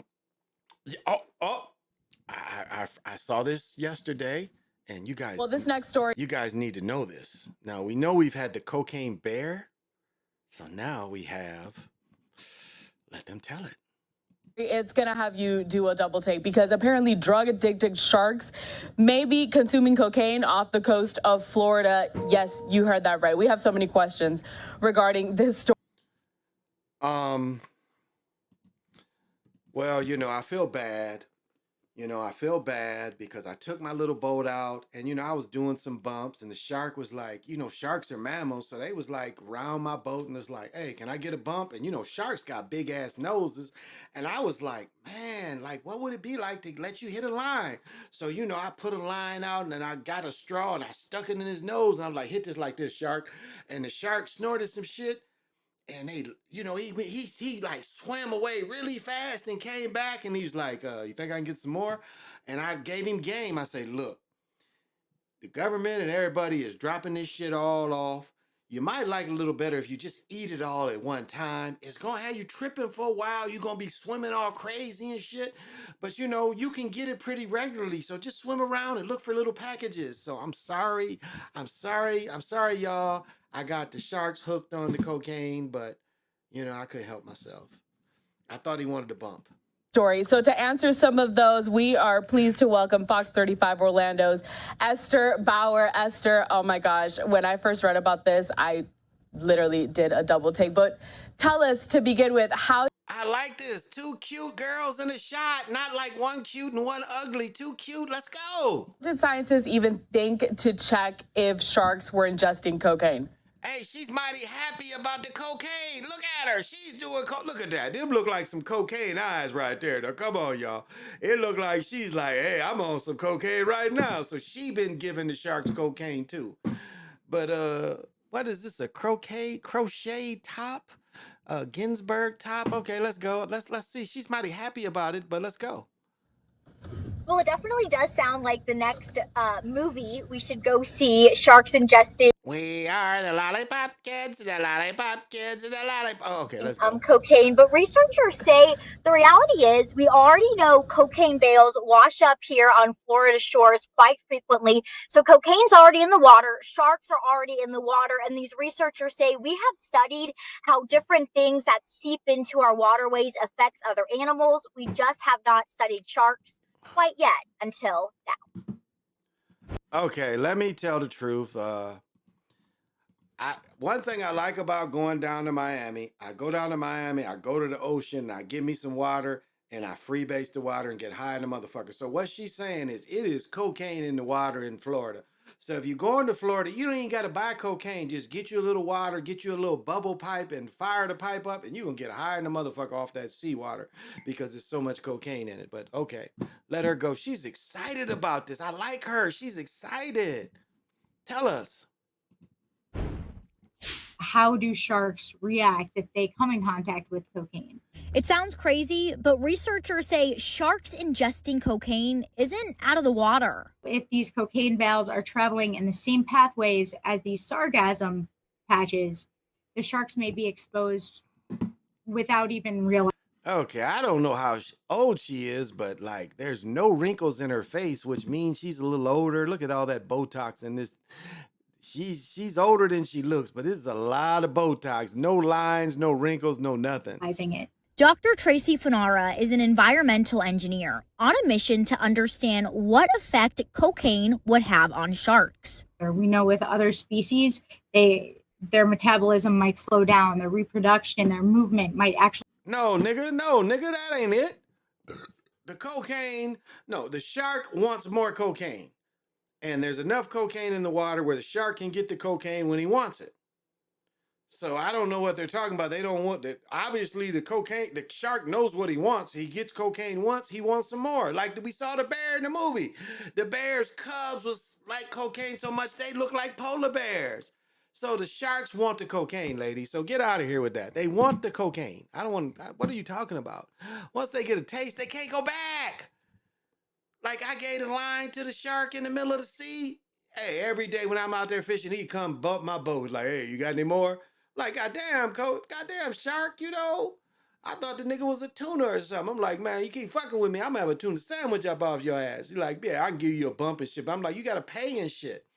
So you know what he ended up doing? He ended up finding some gold and shit. The shark brought me up some gold and I was giving him cocaine for the gold. I'm going to tell you like it is. It's like I had a bunch of them hooked. I would go out there like I was fishing. Like first I went out there with a little rowboat and shit. I'm in the ocean rowing and shit and shark. I gave him the first bump in my little rowboat. Then you know, next thing I know, I'm in a little, you know, I got a little engine here. Next thing you know, I got a 15-footer. Next thing you know, I'm out there with a yacht and shit and the skidoo, the skidoos and shit. And you know, I'm like living large off the sharks and shit. They bringing me gold, and I'm like, fuck that. No, that's bullshit. I don't want that. Go back and get me some gold ingots or some shit like that. Go down there and find one of them crash ships. You know, I had the sharks hustling for me, so you know, sharks are smart. They can get that gold, so they'll help you with the come up. Actually slow down. We know with other species, things speed up. It matters in Florida because drug bales are found in the water often. There has been no research specifically on sharks and cocaine in the Florida waters where it's most prevalent. So far, Dr. Fanara has done preliminary tests on how sharks would react to stimulants in the water. If the shark would choose the bale over its common... I'm telling you, once you give the shark cocaine one time, they're hooked just like regular people. You can't give them crack because there's no way they could cook it, so they just like the powder kind. And you know, I would give them chunks and shit, but they like the lines and shit. So you know, I made a big ass straw, and you know, they was like, well, you know, we like eating it, but we would rather like snort it. So I invented a big shark straw, and you know, I would put it on one of my bows, you know, where I would put my jet skis and shit, and the sharks would like they could come up on, you know, like Jaws did on the ship and shit, and you know, it would be in there, you know, they would come. They would like wait for me to give them their big straw, and they would, and sometimes they would bring the cocaine to me. They was like, we found this, but we don't want to eat it because, you know, eating it just makes us swim around in a circle. Did y'all know that? If the shark eats the shit, the shark just swims around in a circle. So they'd rather do lines because when they do lines, they really feel it. So, you know, I had to come up on the sharks. I don't know what the fuck she's talking about. The sharks know what they want. Food source. So that was one of the tests. Along with other shark experts, they're now expanding the study and want to tag sharks and test blood samples because everything, even drugs in the water, ends up somewhere and has a direct impact on humans. That everything that we put in our bodies, that we put on our bodies, all of that ends up in our ecosystem. Hey, that Florida water gets you high, though. All you got to do is go to Florida and swim. Nigga, you gonna get a buzz like a motherfucker. You gonna get a buzz like a motherfucker. You just get in the water in Florida and you just like, oh shit, what is this? And you be like, God damn, there's something going on here. You know, I was dog paddling this shit, you know. I was like, damn, I jumped off my yacht, you know, the sharks had left and shit. And don't get, now I'll say, do not give cocaine to the hammerhead sharks. They can't do it. They can't handle it. Hammerhead sharks, don't give them cocaine because again, they don't have the right. Their eyes are so wide and shit. You can't really stick the straw and shit, so they can't really get a good hit.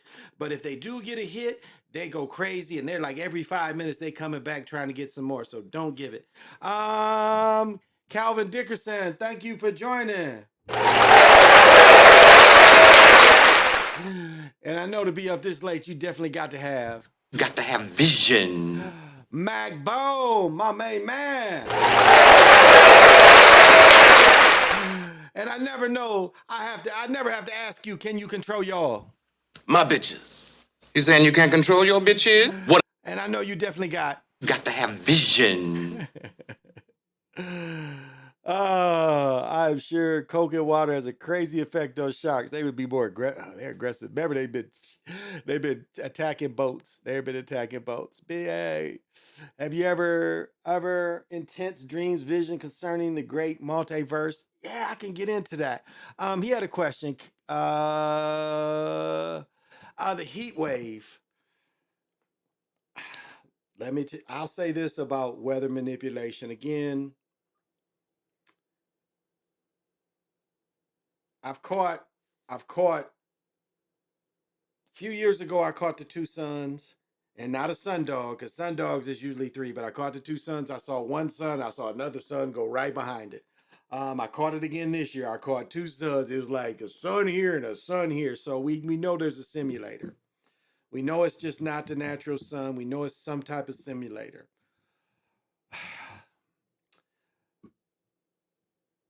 I've never in the 62 years of life experienced where it rains for 6 minutes.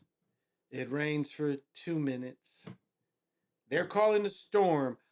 Monday, Tuesday night, a storm came.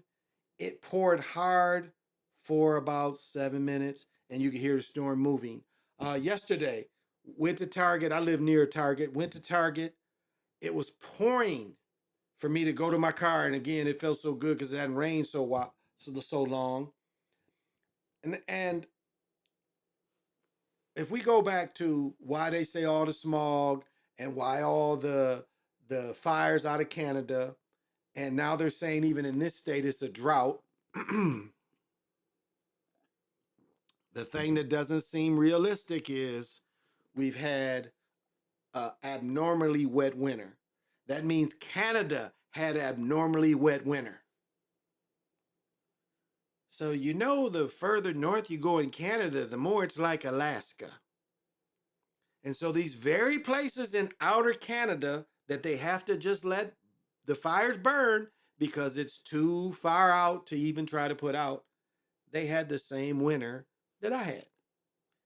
Now, what I know is one of my in-laws has a boat down on the Mississippi, and the water, for weeks, the water was, the beginning of boating season, the water was too high.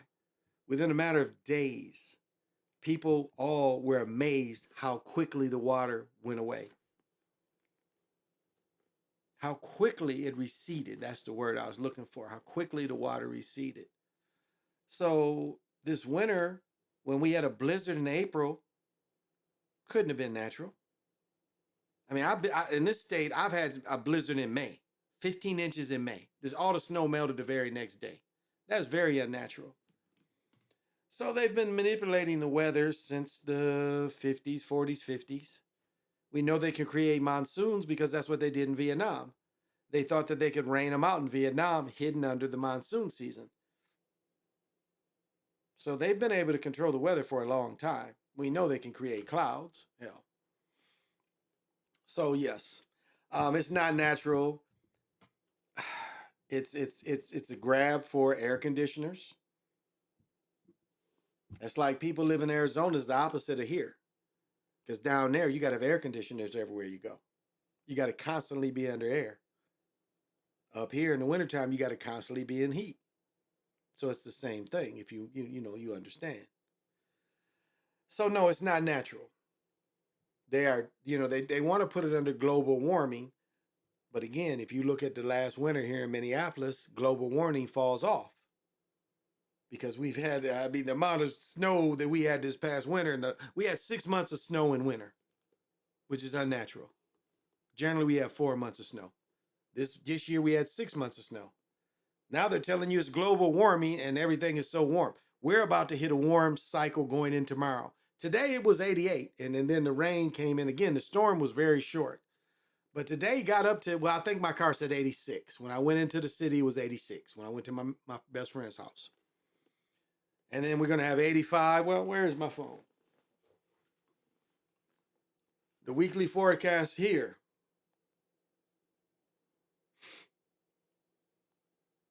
And I know I could do it on a computer too, but I don't feel like it. This is quicker. Not really. So the way it's going to be here coming this week, 85 tomorrow, 88 on Monday, 93 on Tuesday, 98 on Wednesday, 98 on Thursday, 92 on Friday, 85 next Saturday, next Sunday 89, and next Monday 90, and going into that following Tuesday 86. So no, that is not natural. That is not natural at all. So, well, I'm gonna finish up this story because I know y'all want to know about these sharks and the cocaine. So I'm gonna let them finish their story.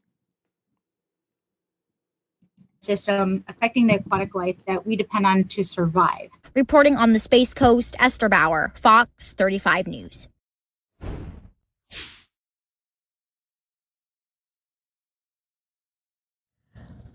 Esther, can you still hear me? We just finished your package. I hope that you're still with us because I really just need to know what your final thoughts are of this cocaine shark story out of Florida. I'm from Miami. So honestly, when I heard about it, I wasn't too surprised. But what do you think based on your research in this? Well, I just think it's really important to get past, the really catchy headline of sharks and cocaine. You don't think of those two being paired, but I just really loved what this doctor said. Is it's really important to think about how everything we use, whether that's body creams, whether that's drugs, other pharmaceuticals, when they get washed away into the water, that's going into fish, it's going into sharks, it's going into all this wildlife that we may not think about it. And that food chain, it directly comes back to us. So that was my biggest takeaway. Dr. Fanara says this is an early on study, but she's really excited to be, starting this conversation, starting to collect data and just looking at the long-term effects if these sharks are consuming this drug, how it would affect their behavior and the impact that could have when we think about humans interacting with sharks. I just covered a couple of shark attacks off of the coast here on the Space Coast. So how if they're They will not attack you if you tell them you got coke. They won't attack you. Just like, hey, you show them the shark straw, and they're like, oh, he got the shark straw. And you can even have like when you underwater and shit, and you can give them the shark straw, and you can have it all covered and give them a shot underwater. See, I invented that, where I can give the shark a line of coke underwater. See, that's my invention. I'm not sharing it. But anyway, what'd she say? Look at her bug eyes. Why does she bug her eyes so much? ingesting drugs, is that affecting behavior and what we could see moving forward? So definitely something to watch, something to track. And Esther, I understand that the Discovery Channel is going to Her name is Esther. Okay, Esther. be doing a special on this during their Shark Week. So are you going to be tuning into that?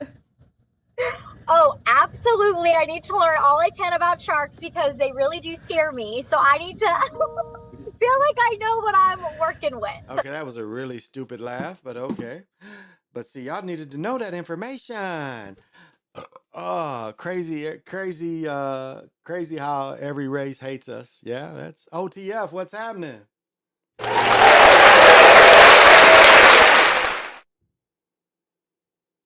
You got to have vision. Well, you know why? What do they say? The reason they hate us because they can't be us.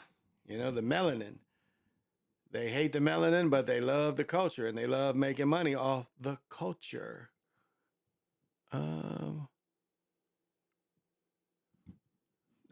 It's kind of too sad. That's too sad. That's what it is. They hate our culture. South Florida shows a moviegoer attacked at a movie. Okay, they hate our culture. They hate us because they hate our culture. Yeah, it's all unnatural. It's unnatural to have snow in Southern California. Southern Cal. They create artificial and simulated constructs, suns from HARP, particle beams, technology. Wow, down here on the Mississippi Gulf Coast, we had 85 with a heat index of 110, but thankfully we had a rain come through. Yeah, we haven't had a rain come through. I want to talk about this story because I really want to laugh again because y'all know Welcome I showed back this here shit. on Live Now. But see, this had everything to do with the young lady that with the Klan baby. But I mean, just think about this, y'all. Somebody hit this. Golly, somebody like looked at her and said, I need to entice you, and she put the hit on her baby. The West Coast. I do want to get back into the headlines here. And a Florida mother accused of trying to hire a hitman to kill. I mean, everybody needs to, but somebody like, hey, baby, we got it going on. Let's get it in. God damn, like who really wanted to get it in with her? And then she had the Klan baby, so she had to put the hit on the Klan baby because she's looks like she's this Mexican, Hispanic, I don't know what you want to be called, Southern American, and she had a Klan baby, so she put a hit on him. Her 3-year-old son, the 18-year-old suspect appearing before a judge in What are we doing? What are we Miami-Dade County. Hey, she could have called me. She could have called me to put a hit. I would have took care of the Klan baby. I mean, video from South. I understand why she didn't, want the Klan baby anymore, but Oh, okay. I got more. Oh, y'all want to know this? Oh, we got more. Oh, see, man, they coming after me, y'all. They finding out what I did. Ooh, they finding out what I did. But let them tell it. They found out what I did, y'all. I did not make that term up. Thousands of sharks off Florida's coast may have ingested bales of cocaine left in the water by drug smugglers attempting to get their product into the U.S. Marine biologist Tom. Okay, again, right here. Right here. No, not right there. Where'd it go? Oh, I did not make that term up. Thousands of sharks off Whoops, not that Florida's one. coast may have ingested bales of cocaine. Okay, that's a hammerhead shark. Do not give cocaine to them. Any other kind of shark, yes, but not the hammerheads. Okay, this is some of the same shit we just watched. Where's the doctor at? Ah, there he is. Let's see what he got to say. A cocaine shark. Tell us. It's a very, very good, very catchy title, but realistically, in the context of the show, we're just looking for. That's a Yeti. I have a Yeti somewhere around here. Where's my? Oh, there it is. Here's my Yeti. My son took away because I let him use it for his games. That's why this shit is hooked up to it. He uses it for his game every now and then. So he took off my trivel. I had a trivel on here. You Star Trek people know the trouble with trivels. I had a trivel and he took off my trivel. But this is my Yeti. God dang. So he has a Yeti. But he's got the Rode. That's a Yeti mic. But let's go. Sharks, which are displaying strange. That's why you hear those. You can hear the motors to those aquariums. Listen. Behaviors. You hear that humming? You can hear these humming because this thing will pick up everything. Unnatural behaviors, the kind of things that we could potentially draw parallels to drug use or drug addiction from. And what made you want to take a closer look at this topic in general, sharks and possibly ingesting some of the drugs? What made them want to do a story about it? I'm sorry, y'all.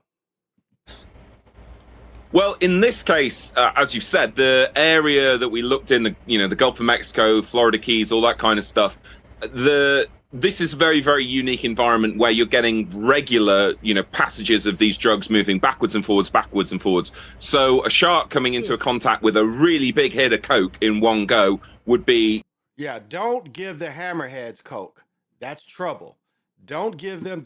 They'll be like knocking back on your boat for 6 minutes. They go through it. They want kilos at a time. So don't give the hammerhead sharks coke. A very much a lightning strike moment. But the reality of the situation is, while that may be a 1 in 100 occurrence, the amount of drugs that we take, legal and illegal. So if it's paracetamol, if it's aspirins, all the way up to antidepressants, contraception, and then our own. You see, they don't have anywhere to really put the straw. So that's their nose right there. So don't give hammerheads any illegal drugs, cocaine. Fuck hammerhead sharks. Don't give them shit. Methamphetamine, all that kind of stuff. They'll come on land knocking on your door and shit looking for the shit. So don't fuck with the hammerheads. It goes through us. It goes through our wastewater systems and works its way back down into the seas. So while we may have been looking at the very top of this mountain, which of course is a very, very small little bit, there's actually a much wider base of the effects of pharmaceuticals getting into the ocean, affecting ocean food chain. Well, that's what I said, that if you go to Florida, you just get in the water and you get high. So, yeah, it's the same shit they're talking. They're talking some bullshit. Let's see. She's a female. Two-Face. She's the stupidest criminal who goes on the internet looking for a hitman. It's over. They always... Wait a minute now. You're cutting into my business. I am out there and... if you want to, what did they create? I beat up clan babies. Yeah, if you look at that site, beat up clan babies, that is my site. I don't know if you can hire me as a hitman, but I will beat up clan babies. So yeah. Our unique genetic and molecular melanated structure can absorb and generate wavelengths of solar energy, trachyon energy, and dark matter quantum energy. Wow. With the heat, they've been measuring ground temperature instead of air temperature. Ground temperature is hotter because it retains heat more than air. What's the other thing? The GIP up in Pennsylvania, he was talking about air quality. You know how now they have every buddy talking about the air quality, and that's kind of a thing. They are talking about air quality now. So that was nothing that was ever talked about before. And now they got like, nigga want to go play pickleball. They're like, well, what's the air quality? Well, the air quality is pretty fucked up. And the shit smelled like, when you go outside and it smells like freaking wood, it's a real like problem, especially when people start feeling that shit in their lungs. So,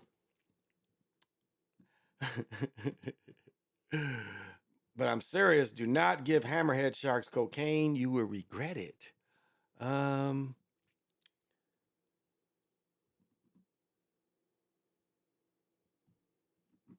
where was it?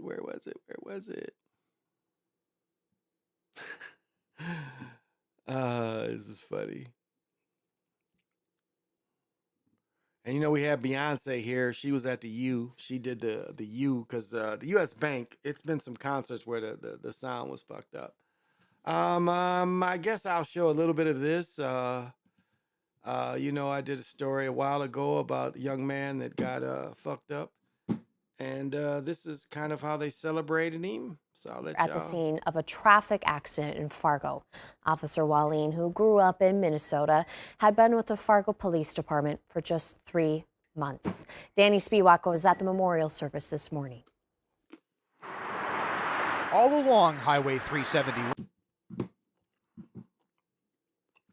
3 months, you still on probation. He was still on probation. So that's what's tragic. We're just here to pay our respect. Something was blossoming Saturday morning. I hope everybody coming up seeing us that doesn't know finds out why we are here and what we're doing. The crowd started assembling near Baxter. We can come together when we need to. Continuing 20 miles north toward Nisswa. It's a sad day. What does European lady say? We can come together if we need to. These are all Europeans. All Europeans. This is rural area where this happened. Fargo is in North Dakota. But what'd you say? 20 miles north toward Nisswa. It's a sad day. And finally, Pequot Lakes. Just keeps on growing and growing. They were all waiting for the procession carrying Officer Jake Wallene. Wonderful family. Wonderful young man. This is what's called a smoker face. Anybody listening to smoke, especially if you're a European person, this is what it's doing to your face. These are smoking lines. This is what smoking will do to you right here.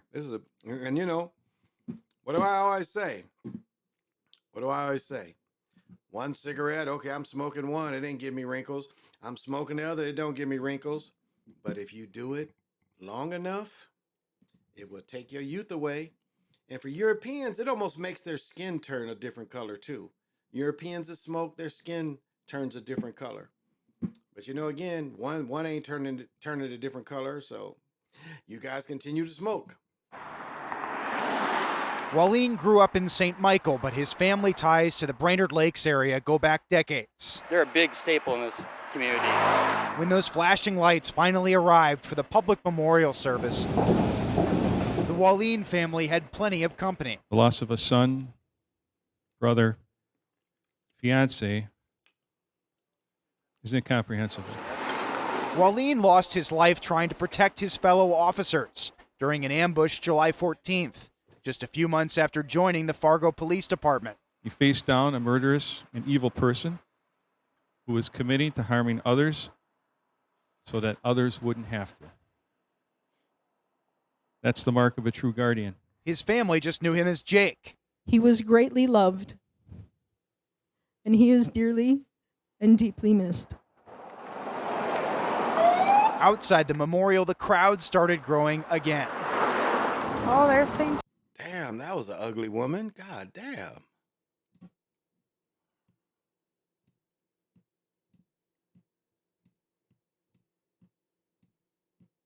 Oh, there she is. Can you imagine looking at her every morning? God damn, look how ugly this woman is. That is one ugly woman.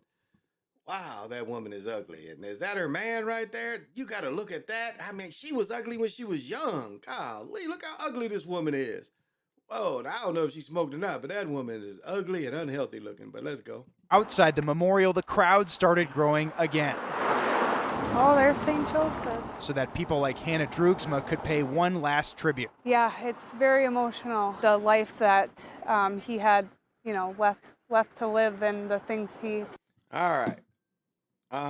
Yeah, that's what was going on here. I'm glad you mentioned that. Calvin says, what do you think about the black soldier who went into China? I think he went into South Korea. He was in trouble here, so he ran for the border. See, he knew Dennis Rodman. He was Dennis Rodman's cousin. He had got in trouble here in America or in South Korea. He was to do some stockade, so he called Dennis, and he's like, Dennis, you know, I'm in trouble. Can you call your guy to hook me up? This is what I do. Do they need a nigga to do this? And so, you know, Dennis called his man, you know, Kim up, and like, Kim, my cousin is in a little trouble. He's on the 33rd parallel, and, you know, he's going to go like he's in a tour, and he's going to dash to your guy. So, you know, can you give him a job? And Kim came back and said, well, what is his specialty? And he told him what his specialty was. And Kim said, yeah, that job is open. I just killed a motherfucker, so the job is open. So he sprinted across the border, and he's got a job. So he's like, fuck you, America. And he can give away some American information. He can like, what did you do over there? What is their strength? So he's giving away information too. So he got a new job. That's what he did. He got him a new job. But he's not going to get to go to McDonald's anymore. So I don't know. I think that would bother me. I was like, man, I like McDonald's. No, I don't like McDonald's. I talk shit, but I don't really eat hockey puck sausage. I saw this young man hoop. The game is basketball. I saw this young man hoop, and they show this other young man that's going to Baylor. But he has two brothers that's playing. Your coach at a local prep school. You don't think about size. We caught up to him in the desert. Jalen Patterson sits with his basketball-minded family watching basketball. He loves being a spectator, but more so a participant. What's your goal? What do you want to do? I want to go to college and play at the highest level. His game took him here to Las Vegas, not far from the Strip, where he gets an opportunity to play against some of the best in the country. See, this is a basketball destination in the summer for some of the top games. From NBA on down, it's as good as it gets in the country. And it was here he got everyone's attention. Okay, yeah, I thought so. This boy right here is the real deal. This boy right here is going, what is his name? I got it written down. This boy's going to Baylor. They were both sophomores, I think. But yeah, this boy right here at Hopkins, I think that's what, yeah. But this boy right here is going to Baylor. It was here he got everyone's attention with a game-winning shot. My nephew's team beat them once, and they beat my nephew, so they split. They didn't win the sectional. You're not the biggest kid out there. How do you do it? It's just hard. It's hard, and I work out every day. The workout. He can shoot too. I'll say that he can shoot. Workout pay off. He played in front of a packed house against LeBron James' son. That crowd filled with fans in college. I want to say this is Orno, though. Yeah, that number 7 can go. That number's his name. God, what is his name? Because I know him and his daddy. But he's going to Baylor. Baylor gave him a full ride as a sophomore. That number 7. Coaches. His father, Lucas, is a coach of the Minneapolis prep school team. He knows this game and his son's game. We work every day. We're in the gym every day. He got older brothers, played Division I basketball. He's been around the culture since he's been 2. Because this family loves basketball. And these are good days for the most part. You love it? Yes, I Do you get tired of those two talking basketball? do. Yes. Yes, I do. So some young man that I wish I could think of that young man's name that's going to Baylor, but he had his scholarship. And them two together are really good tandems, and so I'll report on them. Golly. Man, this is debauchery everywhere. It's just debauchery. Maybe y'all knew about this story. This looks like a debauchery story, but damn.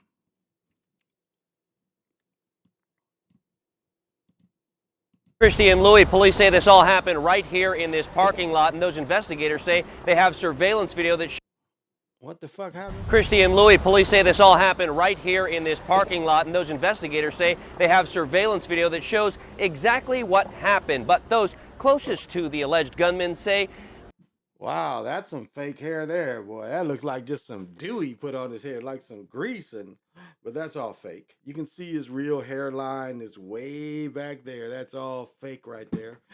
But I don't mind the collar. The collar is okay. Okay, let's go. Sorry. they are finding this all hard to believe, and the person they know is a good kid. Travell Green, page 22.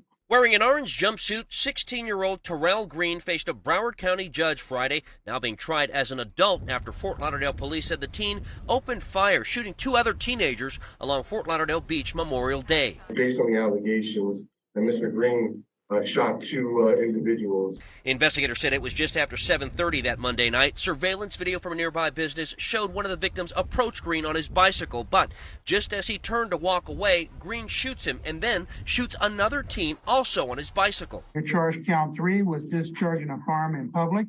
Both the 17 and 15-year-old victims were rushed to the hospital and survived their injuries. While Green took off running that night, he was later found not far from the scene at the Swim Hall of Fame. As we now see our first images of the 6'2", 250-pound suspect, we've learned he's a promising high school football player who once played for Dillard High School. He posted these images to his Twitter page showing he had offers to play for the University of Alabama, University of Miami, and nearly a dozen other top collegiate football programs. It comes down to whatever the court decide to do to him, if they can prove it, if he even did it.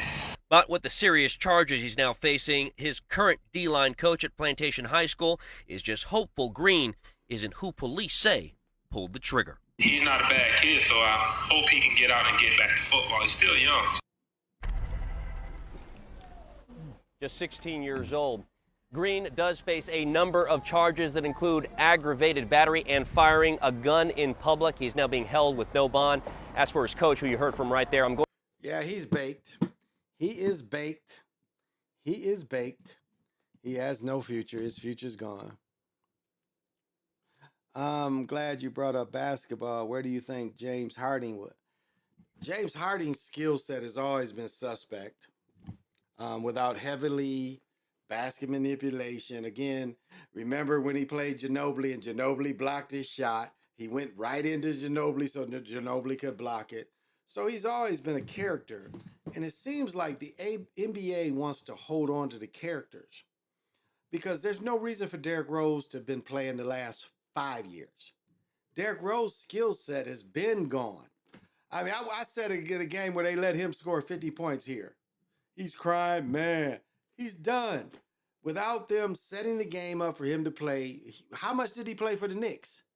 And why is Derrick Rose still in the league?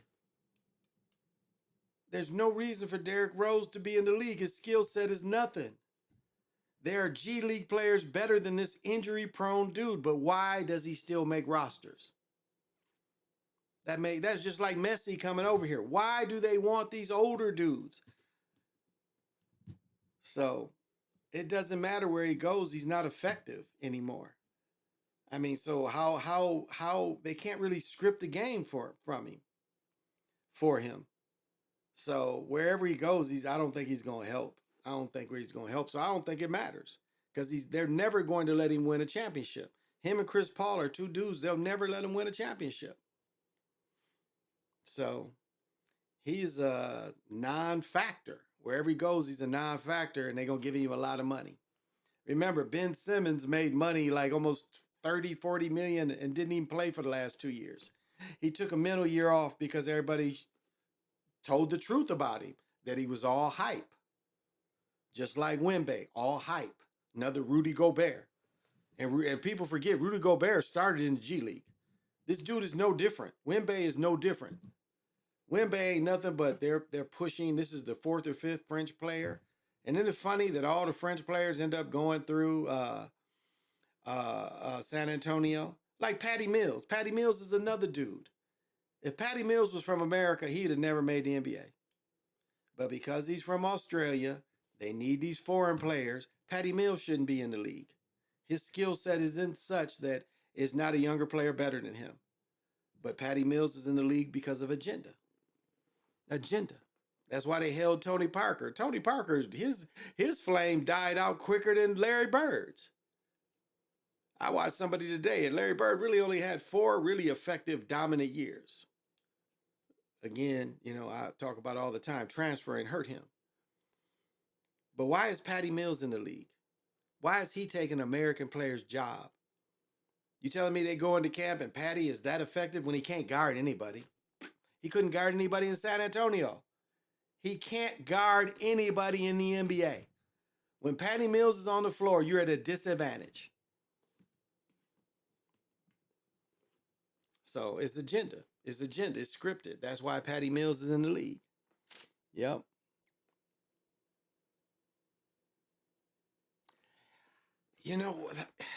Like that. This is a story I really don't understand. What made him snap?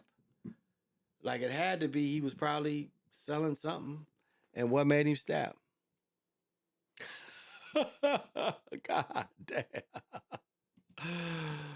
Oh shit! Oh shit! Oh shit! Okay, I'm gonna let them just play this because the heading was funny, but I'll let them talk. Of Baltimore earlier this month. And that 18-year-old describing a chaotic scene as gunfire erupted at the Brooklyn Day block party. Fox 45's Amy Simpson has the story you're seeing first on Fox. Up and walking with a cane today. And I can't walk too fast. I walk too fast, it hurts. A little over 2 weeks after being shot in South Baltimore. It all happened so fast. Pasquane Theo Douglas says he was one of the 28 people shot and injured in the July 2nd mass shooting in Brooklyn homes. 2 others were killed in that spray of bullets. As soon as I heard that one and I seen the flame off the gun, I ran. This 18-year-old describes being shot 3 times, telling Fox 45 News he needed a 5-hour surgery. But it was just like showing a party. Spent 4 nights in the hospital and ultimately lost a testicle. I'm still running, although I can't feel my leg. What? Lost what? Lost a testicle. I'm still running. And ultimately lost a testicle. Hospital and ultimately lost a testicle. Testicle. Testicle. Testicle. Testicle. Testicle. I'm still running, although I can't feel my leg. And I'm screaming, hit, hit, I'm hit. Nobody paying attention. The teen sharing this short video of this year's block party. Brooklyn Day, it happens literally every year. Literally every year. It was on a social media poster. They literally had posters like around Brooklyn and the projects. By his estimate, the crowd growing to more than 1,000 people that Saturday night. At one point, saying the crowd scattered at the sound of fireworks, thinking they were gunshots instead. There was people everywhere. Today, the teen's mom. They said, "Mom, I got shot. I'm at Arbor Hospital. Don't freak out. I'm okay." Slamming the response from police leadership in the last 2 weeks. And Brandon Scott defending him. No, come on, no. Nuh-uh. They need to do a better job. Beside her. What? Nuh-uh. Nuh-uh. No, come on, no. Nuh-uh. They defending him. No, come on, no. Come on, no. No, nuh-uh. They need to do, they need, no, nuh-uh. No, come on, no. Nuh-uh. They need to do a better job. Beside herself that she woke up to that phone. Oh. And I It's not funny, but it is kind of funny. I told this story before. One of my friends lost his testicle. We were in high school, and we capped on this nigga day and night because the shit was kind of funny. He's riding his moped and had a moped accident, and he did something to one of his testicles. But he later had children, so it turned out okay.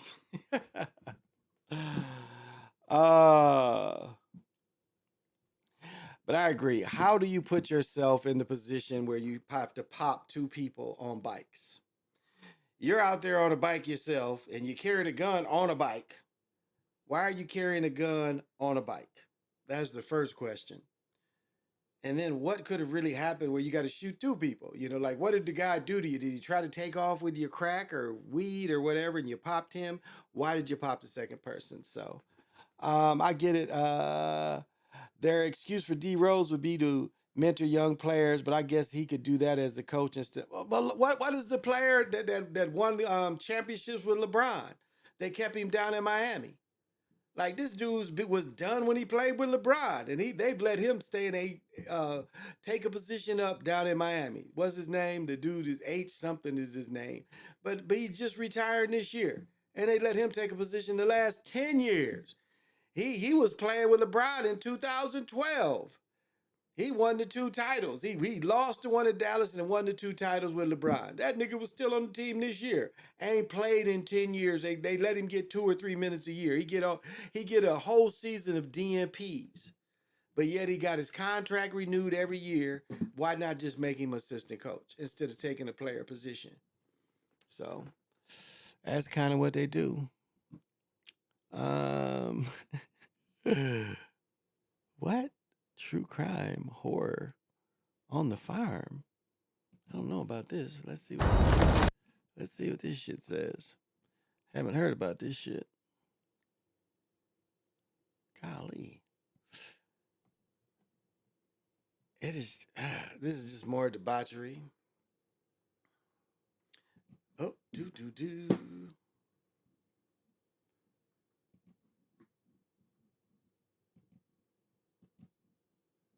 Back up.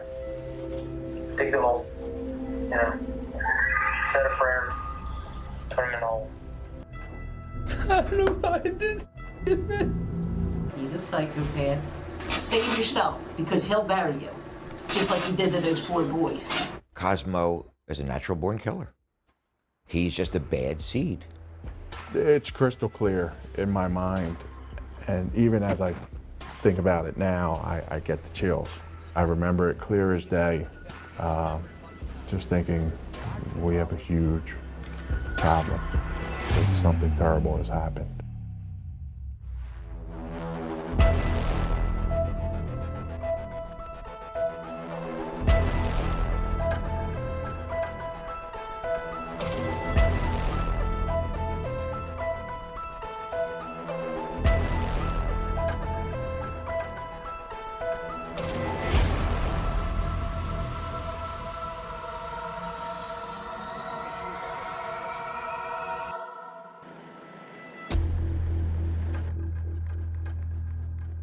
He would erupt into these outbursts. He had all the money in the world, born with a silver spoon, acres of ground in prime real estate. His father had a successful business. He knew he would become notorious for it. And once he did that, I think he became the equivalent of a man-eater. He was kept talking about selling weed and drug deals and gun, like this mobster type of guy. And this is my cousin. Pulled the gun out. You know, I aimed it in the air, closed my eyes, and fired a shot. No, he was dead. Okay. But I just to finish, you know, I just shot him.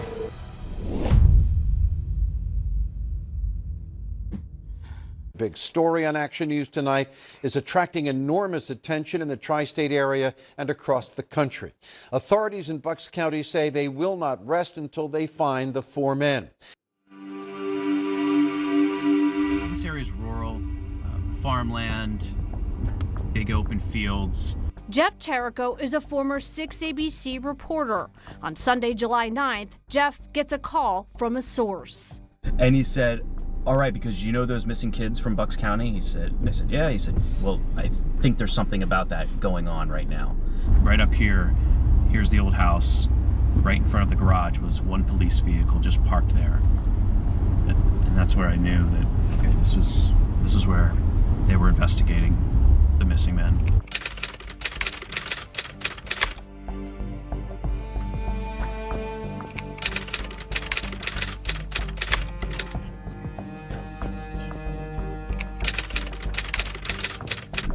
And I got to the police station and I said to the person at the desk, I'm Jeff with Channel 6, I said, can I talk with the chief? And just then the assistant DA walks out of the chief's office and comes up to us. And that's when I knew something was going on, because like, an assistant DA would not be at the Solebury Township Police Department on a Sunday afternoon unless something big was happening. I'd like to talk to you about like, what's the latest on the missing kids. And he said, well, how many do you know are missing? And I said, by that question, I said, well, I know that there are more than 2. And I didn't know that.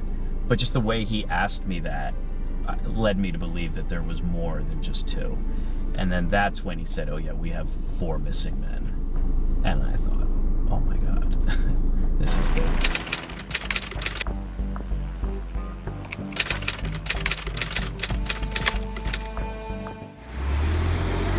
Our office is involved in a joint investigation with the Newtown Township, Plumstead Township, State Police, along with the Middletown Township Police, for several individuals that were reported missing. We have 4 people that have not been heard from since Friday. We're looking at all the different angles to hopefully bring them home safely. We only knew a couple of the names of the missing men. We didn't even know all the names at this point. We just knew that there were 4. I guess what I was thinking is maybe they were all partying and they, passed out. Take a slight left because they're kids. Like they're young kids. Yeah, so it was like holiday weekend.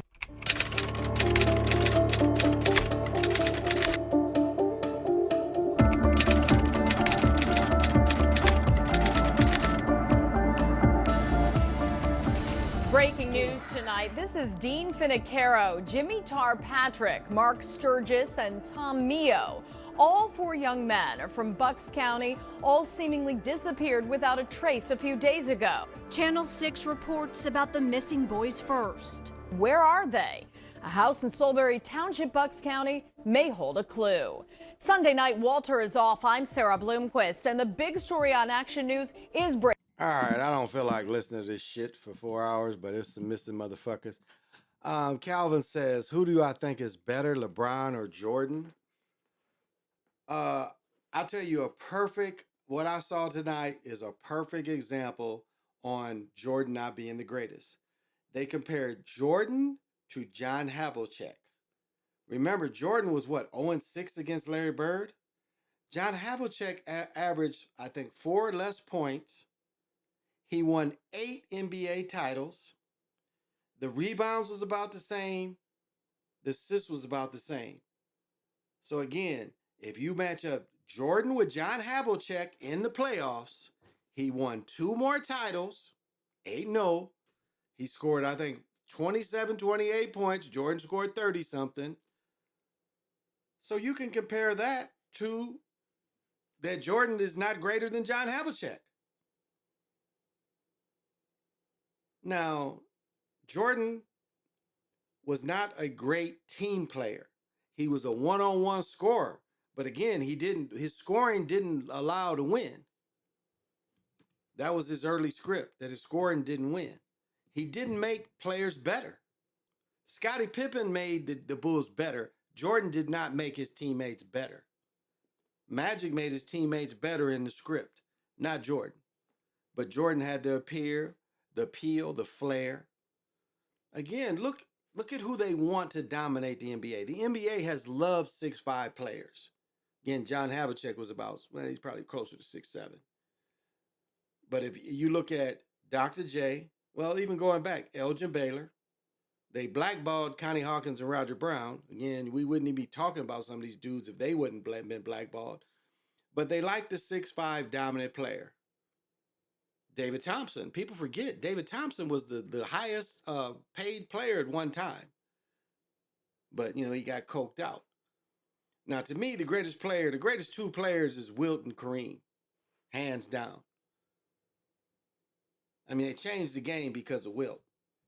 And I don't care who you said they played against. Wilt had to play in arenas where you could smoke cigarettes and cigars. Think that was easy? You talking about air quality that we look at? Wilt had to play in stadiums where they could smoke cigarettes and cigars. Michael Jordan didn't. Maybe I don't think in his whole career he had to go through that. I saw there's a picture out there where Michael Jordan's daddy is smoking a cigarette in the North Carolina's locker room. LeBron is a better all-round player. LeBron is not that killer at the end of the game. He'll get the ball to the killer. So skill set wise, LeBron has a better skill set. He was all-round better. He's an all-round better player. Now, a Jordan wasn't going to do high on assists. He wasn't going to do that high on rebounds. LeBron is going to do a little better job in both of those. And LeBron is going to make his teammates better. Jordan didn't make anybody better. Scottie Pippen made people better. So my nod, again, my first two is Wilt and Kareem. I don't put Jordan or LeBron over either one of those. Because again, Wilt changed the game. Kareem had a shot that couldn't be stopped. Now, did Kareem make his players better? No, he really didn't. But for a person to have a go-to shot that no one has since duplicated, they've killed that kind of move. Everybody does jump hooks. When that shot is successful, Magic copied that shot. If you look at the 40s and 50s basketball, before the jump shot like this was invented, dudes did hook from the wings. Hook shots. I mean, those of you who've been to Globetrotter games, Goose Tatum would make it from the half court one side, then he turned and make it from the half court on the other side. Then later you see Metal Like Lemon copying that, but Goose Tatum was the first to do that. So if you set those two apart, I mean, you know, you look at what they did. Now, if you look at David Stern, again, the one thing that the NBA has always done is concentrated on the star. That's why you got Jerry West. That's why you had Elgin Baylor. And they killed stars. They buried Pistol Pete. Never let him play on a contender. He had, again, if Pistol Pete would have played on a contender, it's no telling how good he could have been. But he played on bad teams, so he got buried. And that's what they do. They bury players that don't fit the agenda. So they bury them. And they don't try to give them help, and they don't really want to see them shine. The script is against them. They'll give them scripts every now and then. I think Pete scored a 60-point game. And Pete is probably arguably the best college player ever as far as a scorer. Now, Kareem is the best winner in college ever. But Pistol Pete is the best scorer ever in college basketball. No one will ever average 44 points a game in college. Not even with a 3-point shot. They did it. The newest coach at LSU went back and did a game, and if Pistol Pete would have been credited with 3-point shots from where it is now, he would have averaged 56 points a game. So that tells you how dominant he was, a college player. So of the two, they're different type of players. I would just give LeBron the advantage over. He made people better. He had more skill set. Now, defensively, they were both, went at it. I think Jordan might have more defensive, all defensive teams.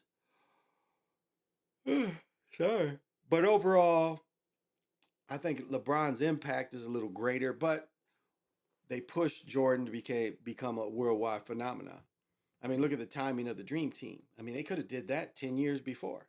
That came from David Stern. Because it's all, the Europe has always been pros. They don't have a high school and college system. They got just pros. So, I don't know. So I think they did different things for their teams. But LeBron showed he could win with multiple people. Michael had to have Scottie. And Michael didn't win without Scottie. So if Michael Jordan has any Achilles heel, it's that he had to win with Scottie. Without Scottie, he wasn't successful. And he was 4 or 5 years there, and Jordan rules hampered him. They let him have all the flashy, pretty dunks, but they wasn't letting him win.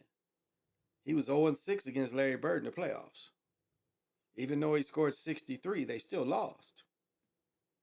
He has the all-time record in the playoff game of 63, but they still lost. So, different players that did different things, but he never won without Scottie. And LeBron won without other players. I mean, even though they lost to San Antonio, for that team to even make it, Michael Jordan never made it to the finals with a team that weak. LeBron made it to the finals with that weak Cleveland team. And that Detroit team that only won it a year or two before. I think they won it 2 years before. LeBron dominated them. Again, they scripted it, but I mean, the way they scripted it for him, he looked good. He dominated that Piston team. And they had Rasheed Wallace and Chris Webber. They added Chris Webber to that team that had won it a year or two before. And LeBron was dominant with a bunch of bums. So Jordan never made it to the finals with a bunch of bums. He had to have Scottie Pippen. Now you can say, you know, they swapped centers. They went from Bill Cartwright to Luke Longley. And again, without Luke Longley, even though they had Wellington, without Luke Longley, they couldn't have did anything. Because the game was still, you know, big man dominated. And you had to have a big man still. But he was a creation of the league. I got to do some research. I watched a video, and it's somewhere on YouTube, but it shows the year before hand checking was taken out, and they showed the Bulls playing Clyde Drexler and them, and Clyde Drexler and them beat that Michael Jordan Scottie Pippen team easy. And then they play him the next year with the new rules in, and like Magic Johnson said, and that's a key thing. If you want to see Michael Jordan caught off guard when Magic said, "Don't touch Michael, it's a foul," Michael didn't know what to say. Michael couldn't believe that he was humiliated like that. And all he could come back was, "Oh, well, you ain't been playing." He had no comeback. But Magic was giving you a kind of, Michael was kind of telling you what it was. Couple who called 911 on fugitive ineligible for reward. You snitch because you thought you can get some money and some reason they told you. Her babysitter left her with a monster. Tragic story. God damn. I miss debauchery everywhere. Man, I could do debauchery all night. Unless y'all want to watch netball all night. I like netball. A cheating wife's husband found dead. God damn. Oh my goodness. And you know, it's some of this shit that's going on. Like this, what's this rapper? I don't give a fuck about him. You know, young niggas care about that stupid shit. I don't care about that stupid shit. What some rapper is scripted to go to court. And I mean, my son breaks that shit down, and I'm like, that shit is some bullshit. Who cares? I guess young niggas care about that shit. I don't give a fuck about. I already see the script, so why would I care?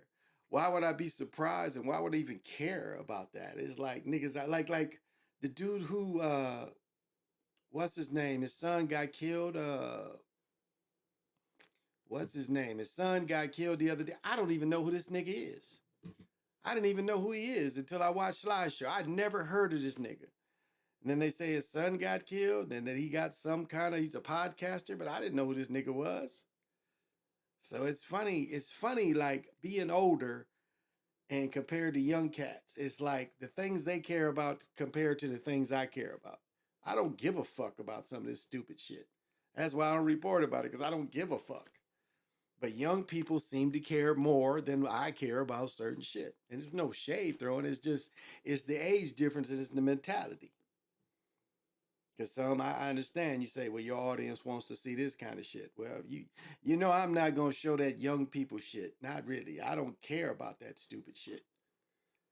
I mean, we already know what the game is. So why would I keep reporting over and over again about some kind of stupid shit? So, but I just think that's an age thing. Young people care about shit, and I just don't give a fuck about some of this shit because it's young people shit. So I guess that's my only excuse. Well, I think I can't do no more. I can't do no more. I think I'm going to have to go get in my ride and go off.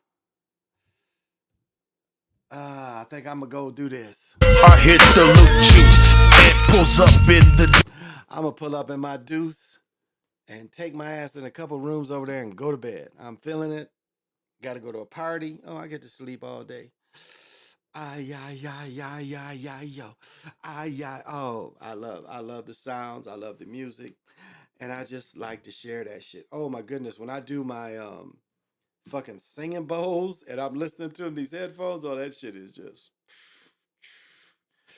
But again, it's healing sounds. So if those of you who want a healing sounds, I give them now. Every night I come on, I give you healing sounds. You can just listen to that.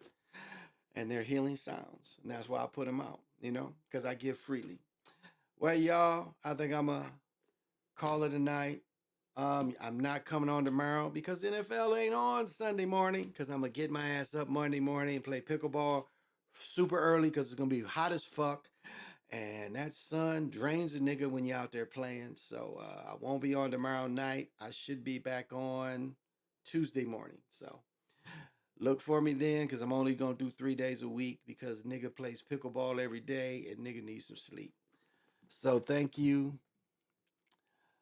Yeah, what happened to R&B music? That's a good question because that's the thing that killed Prince and Michael Jackson, really, more than anything. I mean, I know the government went after Michael Jackson, and Prince had his thing with royalties, and even if you look at like Prince changing his name, this was ways to get attention, because once rap came in, hip hop, whatever you want to call it, R&B was dying, and that was the aim of rap, is to kill R&B, to kill high vibrational music. I'm gonna say that again. The aim of rap was to kill high vibrational music. I mean, I've talked about this many times. You don't understand in the disco era what it meant. All songs was 15, 17 minutes. Nigga, do you know what it's like to be in a basement always and forever by Heatwave? That song's damn near 20 minutes. And you be in a basement holding a girl for 20 minutes. What do you think that does? I mean, that's kind of romance that don't even exist anymore. I mean, that's the beautiful thing about disco. You done fast dance with a girl for 15 minutes, and then they put on a slow song for 15 minutes. You've been with this woman for a half hour close to you, showing you her different vibrations when the music is fast, how she move, and then when the music is slow. And the most romantic thing about slow dancing is the woman follows you. You ain't doing no stupid goddamn line dance where everybody's fucking the same. That's what line dancing is. It's the same mentality.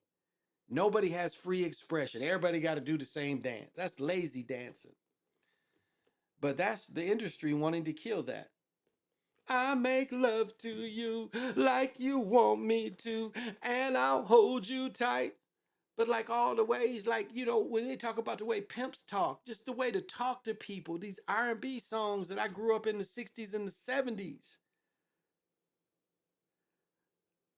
I've searched the universe in the galaxy of stars, but I've never found one who is lovely as you are. That is pimp talk at a high level. That is high vibrational conversation. And that's why they killed it. That's why they killed it. They don't want you to understand romance. They want you to be the hoe. Get the fuck back. What does Cigar Lips say? Get the fuck back. But they don't want any high level music.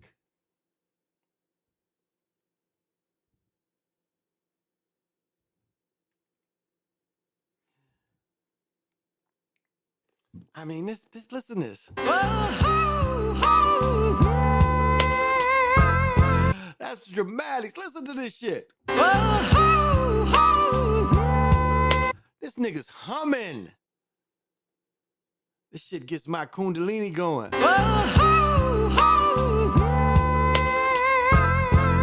Hey, dance with me. Be my girl. All is not lost today. And there's two versions. There's Michael Henderson's versions and the dramatics. Be my girl. Be my girl. Be my girl. I want you to be my girl.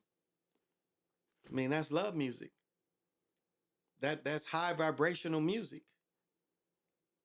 When I take my shower, you know, it just depended on my mood, but I listen to this high vibrational music constantly. They say the music that you listen to at 14 is the music you listen to it the rest of your life.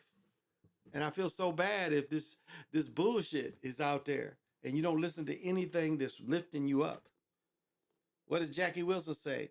Your love keeps lifting me, keeps on lifting me higher and higher. Your love lifts me. So do you think they want that? They don't want love to lift you. They want you, what Richard Pryor say, I'm in love with a bitch I can't stand. That's what they want. They don't want love to lift you higher and higher. They don't want you to have love for anything. The beast doesn't want love. The beast wants you to hate. And even if you got somebody, they want you to control them. They want you to beat them. But they don't want you to have these high vibrations.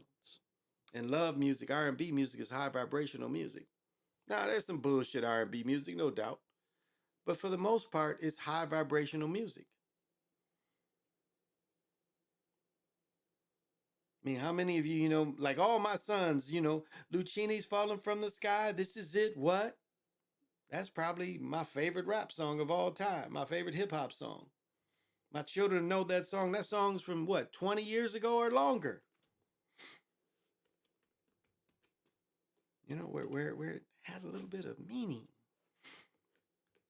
Not talking about bitches and hoes all the time.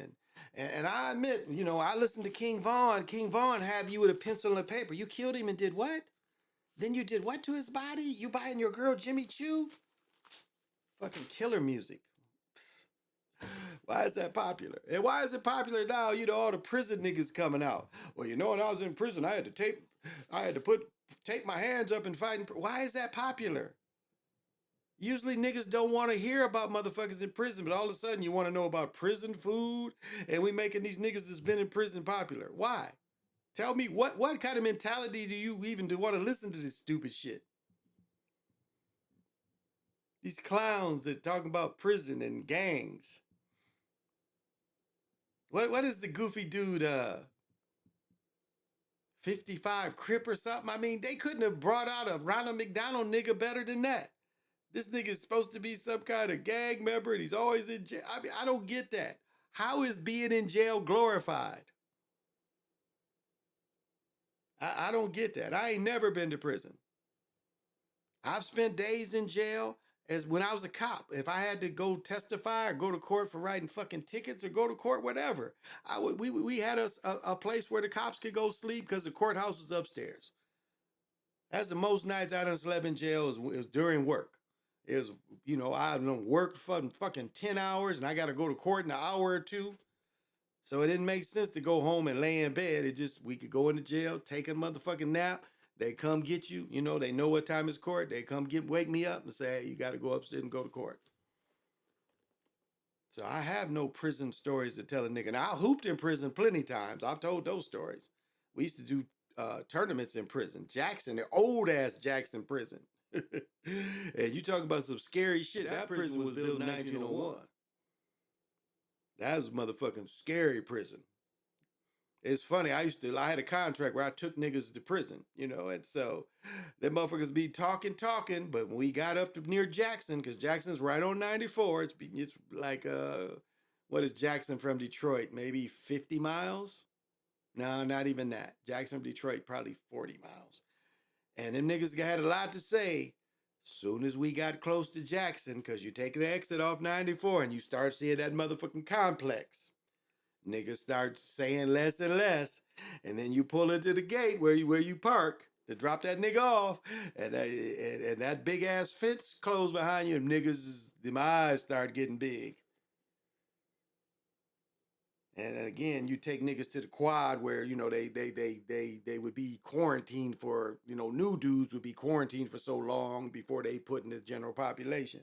It's just funny the way the niggas would change. They have a lot to say, but once they look at it, it's funny. Now, one person I took in didn't turn around and watch that big ass gate close. And that motherfucker's in a prison that's been built in 1901. And this is like in the 90s. You in an 80-year-old fucking nasty ass building. And that's what niggas chose, you know. And, you know, the Reconstruction type of put niggas in jail because of, you know, Biden with the crime bill, Clinton with the crime bill. Because in Michigan, they had life without parole. And I said, you know, one of my guys was a real motherfucker. He football player at University of Michigan, got popped with 4 keys, did his 16 years. But the whole story is, you know, he had got popped. They went to his wife, dropped $250,000 on her, and said, tell your man to eat it. And he ate 16 years. Didn't tell on one soul. And this nigga came out, had a job with one of his University of Michigan football teammates that owned the factory, started working there. He started reffing with me. And right now he's doing well. He's got season tickets, he's an ex-Michigan player. He's at all the home games. He's got a sideline pass. Michigan didn't turn their back on him. Michigan did not turn their back on this nigga. This nigga ate it. And everybody respected that. He didn't tell. And everybody respected that. And right now, you look at his Facebook, this nigga is at every Michigan event, shaking the new coach's hand, shaking the current player's hand. He's back in the fold. So you can't say being a G sometime doesn't pay off, because it did. And he's been out 13, 14 years now. And defensive hip hop, their storytelling of their experience, they just expressing it through music. I don't disagree with that. Like Lauryn Hill's album, because she's going to be here in a couple weeks. What is it? That thing. I mean, I understand that. It's just like what I play our KRS ones. Some of it can be high vibrational, especially a lot of the old stuff. The old stuff was what they call conscious rap. So a lot of that stuff was good. And you know, the beats, that's the best thing about a hip hop is the beats. But you talking about this drill stuff of King Von and the one dude, bok, bok, bok, bok, bok, bok. I mean, come on, what is that? That ain't no storytelling. He's saying the same thing. And I guess a person could say, James Brown had a song where he says the same thing over and over again. What is that song? It's not, I can't think of it. So it's very similar. But the storytelling is outstanding in some cases. And the beat can rive you, you know. When Real Roxanne, she's like, early in the morning, I wake up and I start to yawn. And so some of that stuff I like, you know, some of that stuff I definitely like. Slick Rick, you know, some of that stuff was all right. Here we go now, come on. I mean, you know, that storytelling is good, but that King Von shit, Little Dirk, all that kind of shit, what is it really? Who is it uplifting? You know, these niggas talking about killing other black folks. And it's like never killing Europeans. And I'm not trying to start off anything, but that's what's interesting. It's never killing Europeans. It's always killing their own. I mean, how more brainwashed can you be than that? Thinking that your own kind is your enemy. That's brainwashing. That's brainwashing as a high level. And it's funny. It's like the shit they did in the 80s in California, they swept across, and now, I mean, it's the same thing over and over again. Where the Army be involved too, because the Army is the greatest killers. So you see these mass killings, you got to say, man, somebody's Army related. So yeah, to say all of it's the same, all of it's out of hand is not true. When I play, is it loud enough? I like that. But I'm still trying. Is my message loud enough? That's why I like that. Is my message loud? And like he says, I don't mean to be rude. Because it's not individuals. I hate European history. I hate the lie that the Europeans have said in history. And the lies that continue to this day. That does give them dominance. That it lets them live in the shadows. That's what I hate about Europeans. Because they're the sneakiest, nastiest serial killers on the face of the earth. As a people and a culture, they are the greatest killers that ever existed. I mean, I just gave a breakdown of the European, the Jewish faith people. They scream all that they was so wrong, but yet they are just as much responsible as anybody for these bombs of mass destruction. And even though it is nothing but napalm, they still had a part in making the napalm better.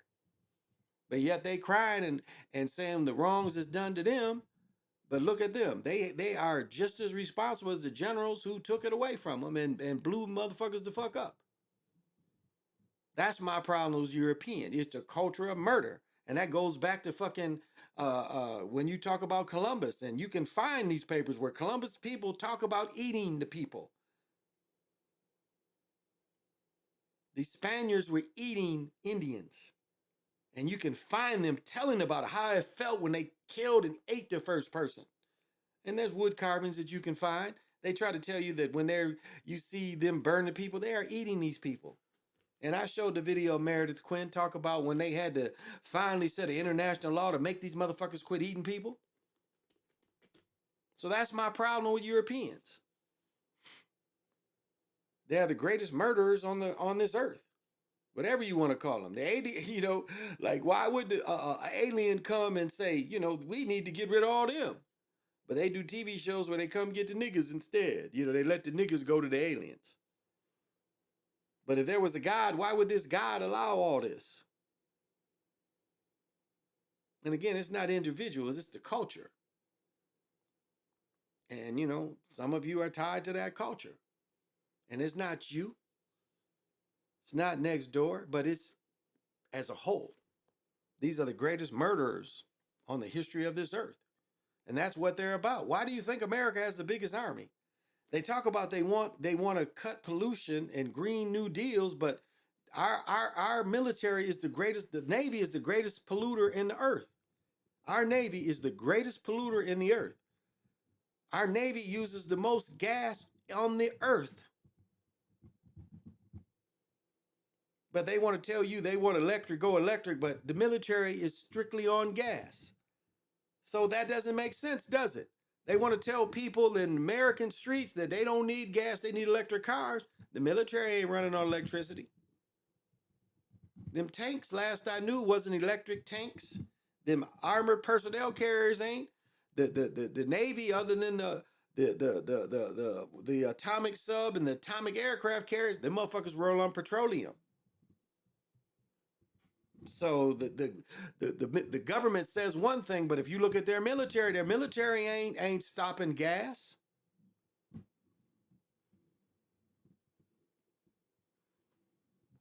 So they're deceivers, as that Goofy used to say. They're deceivers. And that's where my hate comes from. So it's not individuals, it's the culture. It's a European Nordic culture. Your culture is murder. Your culture is war. And there's no way to get around that. You hated each other so much, even when you had the country, you still had to fight each other. That's what's interesting about the Ukraine war is European fighting European. I never thought I'd see that again. Because it seemed like after World War II, they went after just fighting people of color. If you look at the wars after World War II, that's what they went after. They was like, hey, we can't keep killing other Europeans. They look like us. So it looked like the strategy was to kill melanated people. Korea, Vietnam. Look at the wars that we was in after that. It was killing melanated people. That's why I'm so surprised about this. Then Africa, it's divide and conquer. Make them kill each other. The same thing they do with gangs in America, they do with tribes in Africa. Like, that's the beauty of Black Hawk Down. Black Hawk Down was the first movie that showed Europeans getting fucked up. I was cheering like a motherfucker for the African. I'm like, fuck them motherfuckers up. Fuck them motherfuckers up. Because that was releasing all these years of hate for them.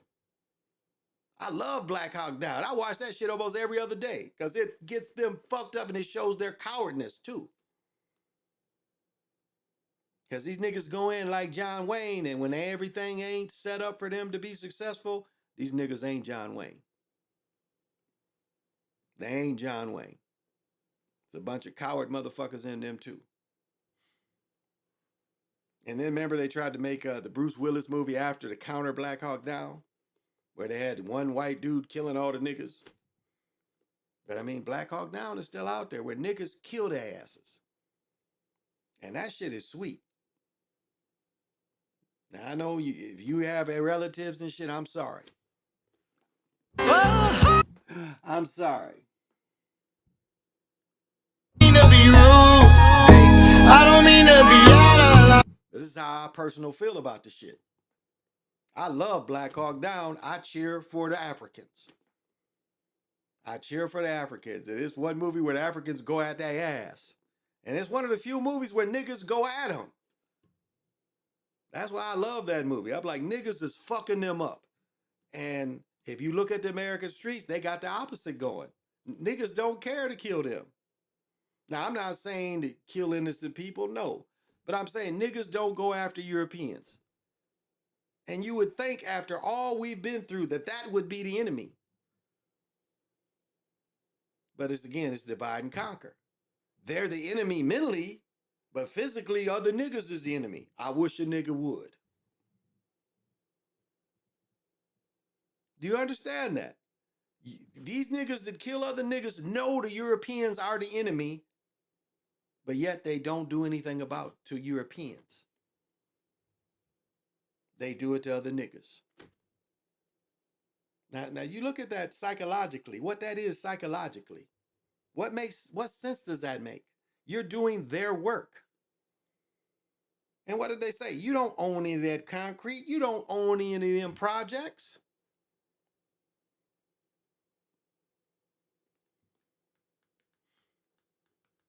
But why is that? We're so happy to go against each other and not happy to fight the real enemy, be it whoever. Police, military, you don't see that. You would think that would be a common thing. We all come together. These are the enemies.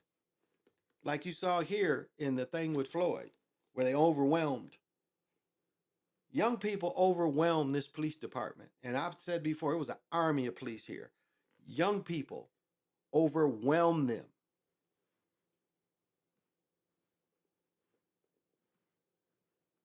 And imagine if they would have had real weapons. What could have been done here? The switches wasn't before Floyd. The switches came after Floyd. Just think if all the young people had switches and shit. And yeah, the military got much more. But again, when you're talking about in the street fighting, there was an army of young people that could have fought the police. As a matter of fact, they burned one of the police departments because they're overwhelmed with numbers.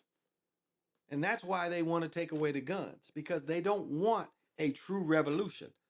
For 3 years, I've been calling to march on Washington. Every single American should have marched on Washington and shut it down.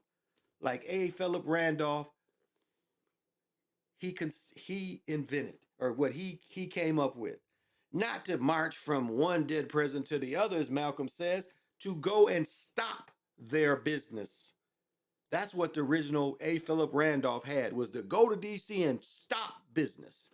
And every American, this is European and melanated people, we all should have went to D.C. and stopped their business. Not the fake thing they did. Because they did the very fake thing that a lot of people, I was saying, others was saying, we all need to go up there and shut that shit down. Remember what happened when all the World War I vets said, where's our pension money? They went up there and set a camp up out there and said, we're not leaving until you give us our pension. And what did MacArthur do? He attacked his own troops. So they don't even give a fuck about their own troops. Once you're not fighting for them, they will kill you. American Sniper, my cousin. My cousin was the first or second black Green Beret. And because he was with the civil rights, killed in the streets. A person that's trained in every weapon. And the way it looks like, as soon as he got out of his car, he got shot in the head. So he didn't have time to react. He didn't understand who he was and that he was marked. He should have been more tactical. But again, he got caught into the emotionism of civil rights. Not a tactical nigga going after him. The spook who sat by the door. The spook who sat by the door. And Floyd, we had him. Now, they were going to starve the people out. That's what was going to happen next. They was going to starve the people of Minneapolis. And that's why, that led me to say that, what they're going to end up doing is like in the Batman cartoon. They're going to have cities in prison cities. Eventually, they're going to have prison cities. And if you're not financially able to get out of that area, you're going to be stuck in that prison. Now, they'll let you go out to go to work and stuff, but that's what was going to happen here. They were going to starve the people out because the people had taken over. And that's the government's way of getting back at you. They'll starve you out, shut your electricity off, shut the food coming to your areas. Now there's all them fences and shit up in DC. And that's good because our government should be afraid of the people.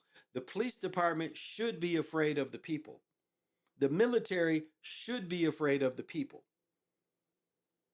That's what a normal government works, that the government is afraid of the people uniting.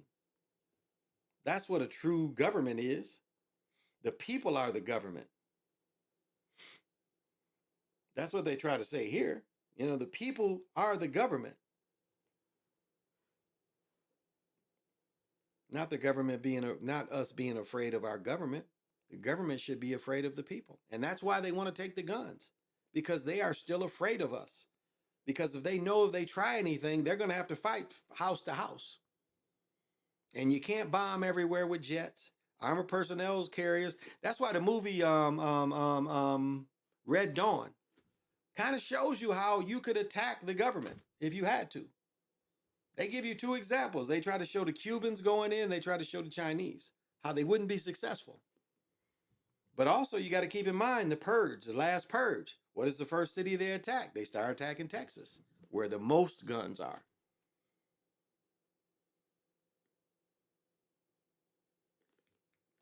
Now, they've already disarmed California, so that's no threat. California's not going to be a threat. Texas is still a threat to them. And don't forget what Bill Clinton did by that deep water port. The Chinese own the deep water port in San Jose.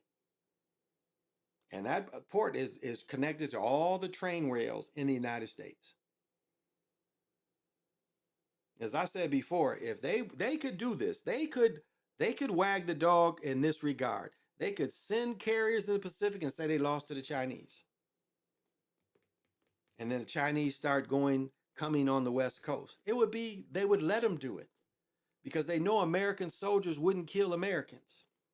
But they know if they let a foreign invader come in, they could. That's the idea of the man in high castle, split the country in two. I mean, again, the Germans did not lose. I mean, that's Oppenheimer shows you that they bringing all these motherfuckers over. Germans didn't lose. I mean, it appears like even Hitler and them motherfuckers was able to set up in fucking South America. And look at all the Nazis that got jobs. I mean, it's hundreds of thousands of Nazis came here. People forget how much of German country this also was.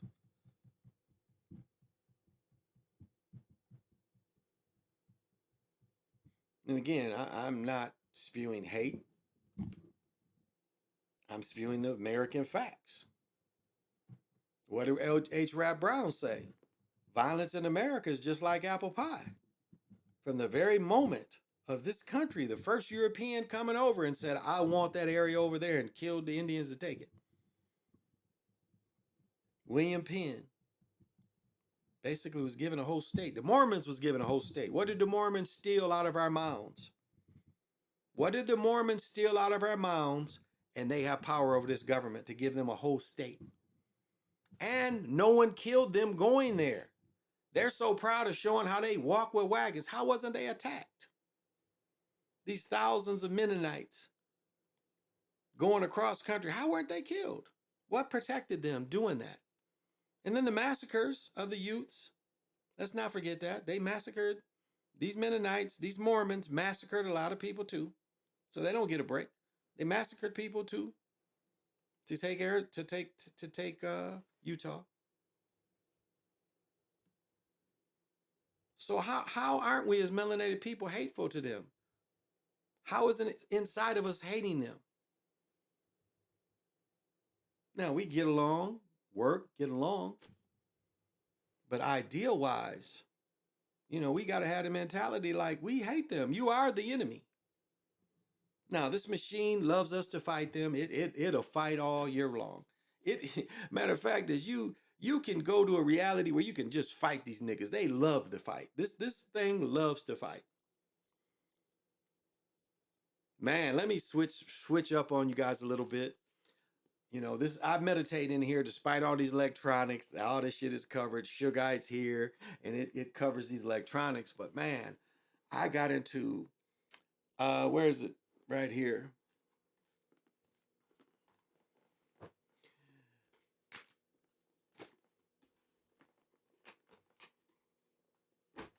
So like sometimes when you meditate, it happens like soon as you close your eyes, it comes. Like you have to, I don't even know how to explain this, but like sometimes you close your eyes and you're there.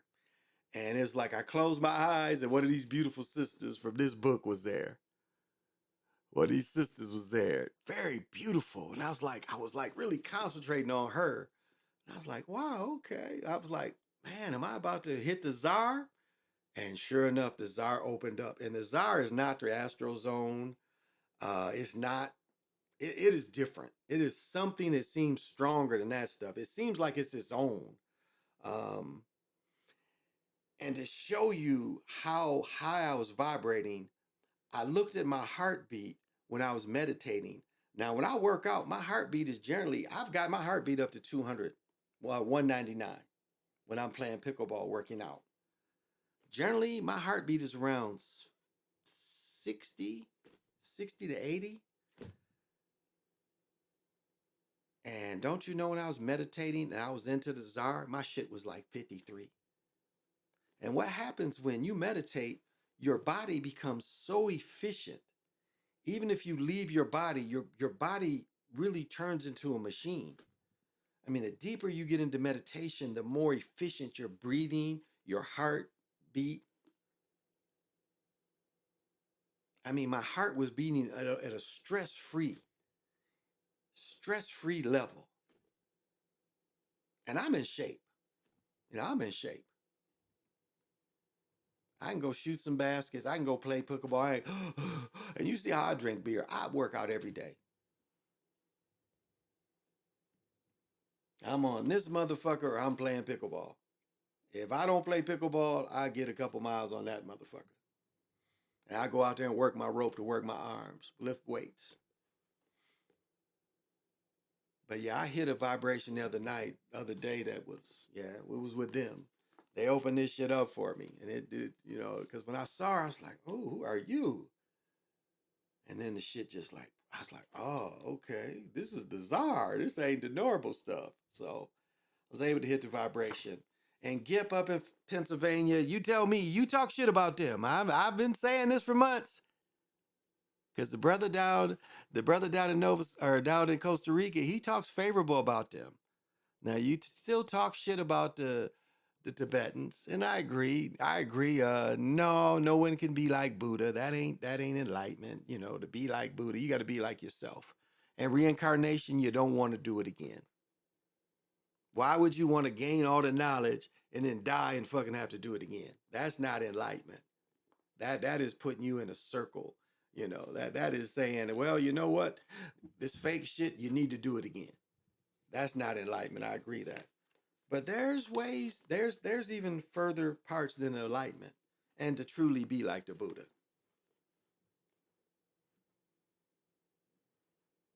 Because to truly be like the Buddha, you ain't trying to do it again. You don't need to do it again. You know, you're there. And so when you die, you stay there. You don't stay like the Buddha and have to do it again. No, you stay there. You're here and you stay there. And you're in the vibration of whatever comes next for you. But yeah, Gipper, talk shit about this book.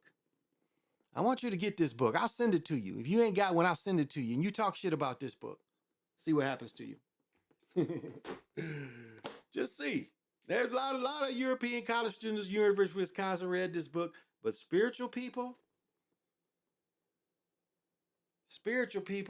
fuck with that book, let's see.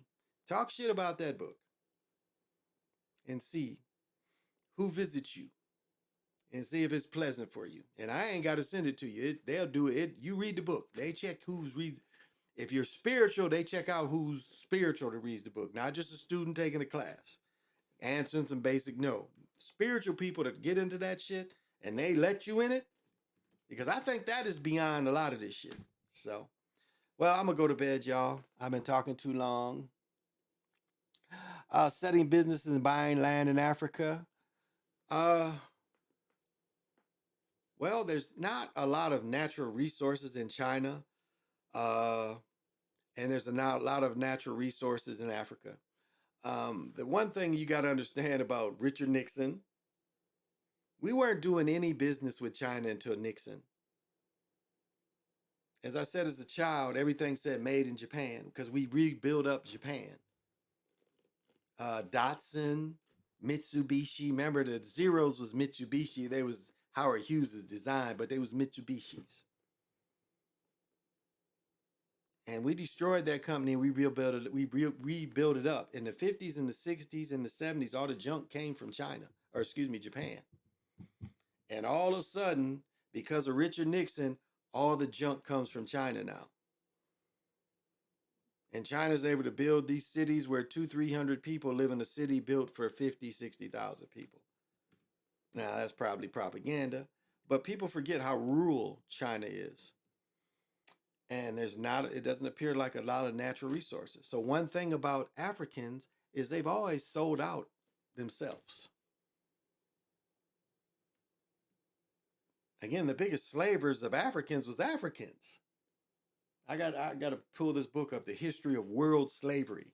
The biggest slaver of Africans was Africans, second by the Arabs. Then the Europeans was third. The Africans and the Arabs sold the most Africans. And anybody can find that information. And so their mentality, again, is to sell out. That's their mentality. Anything for the dollar. Anything for actually it used to be anything for iron bars. That ain't the name I'm looking for. Yeah, I guess it is iron. It's called something else. It's iron, but that's their mentality. And that's why they so easy to sell it out. They're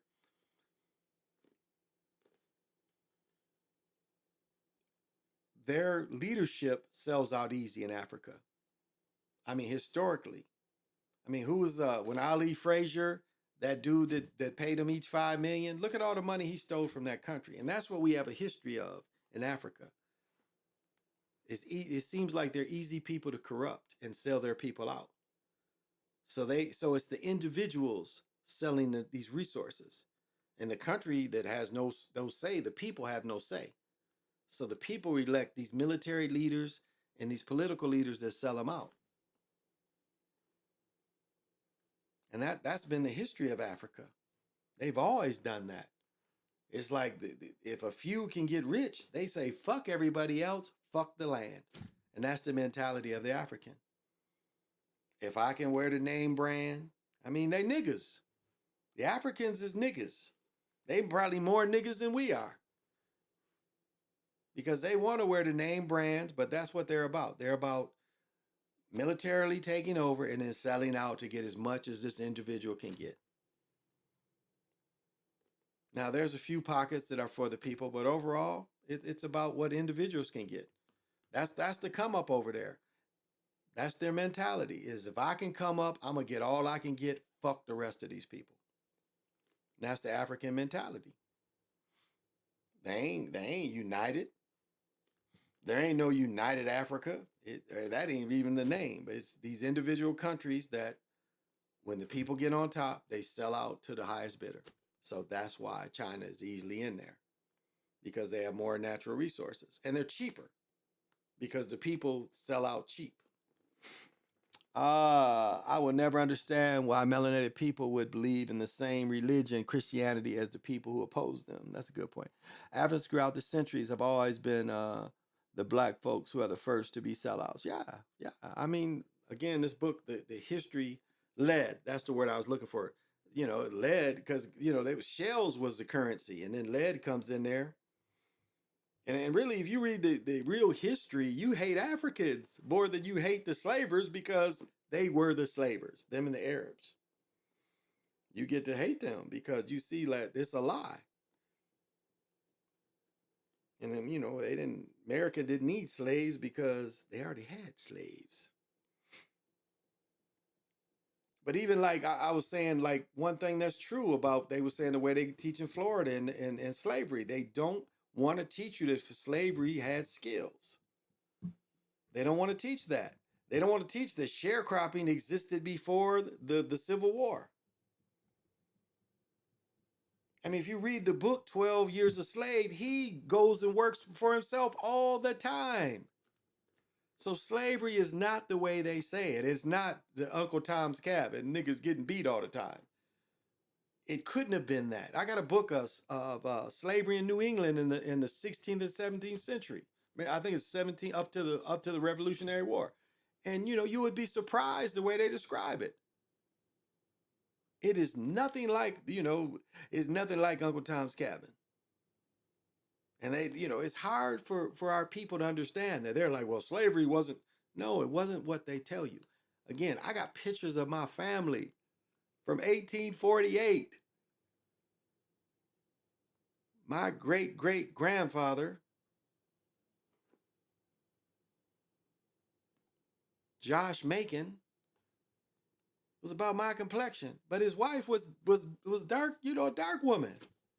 And they ain't slaves in Mississippi in the 1840s. They're not slaves. So according to slave history, this wasn't possible. That these melanated people can take these pictures and they ain't slaves. They ain't slave pictures. They ain't one of her boobs hanging out. No, they wouldn't paid for these pictures in their own land. Where he was able to let his son he had so much land that his son was able to give 100 acres to his wife. My great-great-grandmother. My great-grandmother.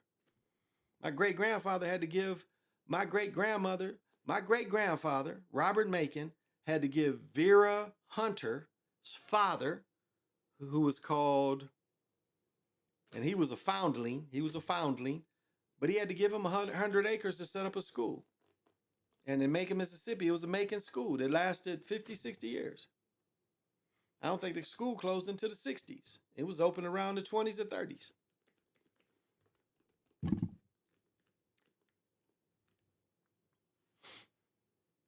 So, and I've talked about again, in the Civil War, in the first Battle of Bull Run, melanated soldiers fought against the North in the very first Civil War battle. And there's a book out there called the myth of the Confederate soldier. They got the nerve because that tells you if they have to make a book to counter saying that they didn't exist, it's a lie. It's a lie. It's the opposite. It's the opposite. Niggers and Indians fought them just as much as the Europeans from the South. The Cherokee at first fought from the South. That battle flag, that was the Cherokee battle flag. They fought for the South at first, and later they flip-flopped. But at first, they was all against it. Look at all the, again, I got to order this book. It's the Confederate Generals. But just look up the Confederate Generals of Texas and all the melanated people you see. But yet they tell you, it was all about, like in Gods in General, it's all about the darkies. All about the darkies. And that goes, what we was talking about with, they cloned Tyrone, the Frederick Douglass. Frederick Douglass was a wealthy guy, abolitionist. He was getting paid for these speeches and shit. And they just kept Frederick Douglass going. Frederick Douglass turned into Marcus Garvey. Marcus Garvey turned into freaking MLK. I mean, it's the same. It's the same. And that's what I think is brilliantly done in They Clone Tyrone. They show you Frederick Douglass, Marcus Garvey, Malcolm X, Elijah, they all the same. It was just one character they carried through time. Jesse Jackson, run, Jesse, run. Ben Crump, the big head man that lost all the weight now, Al Sharpton. It's the same character. It's the same agenda.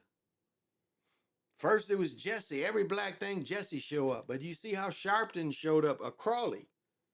That fake story about Crawley. Sharpton was the one, that was his opening.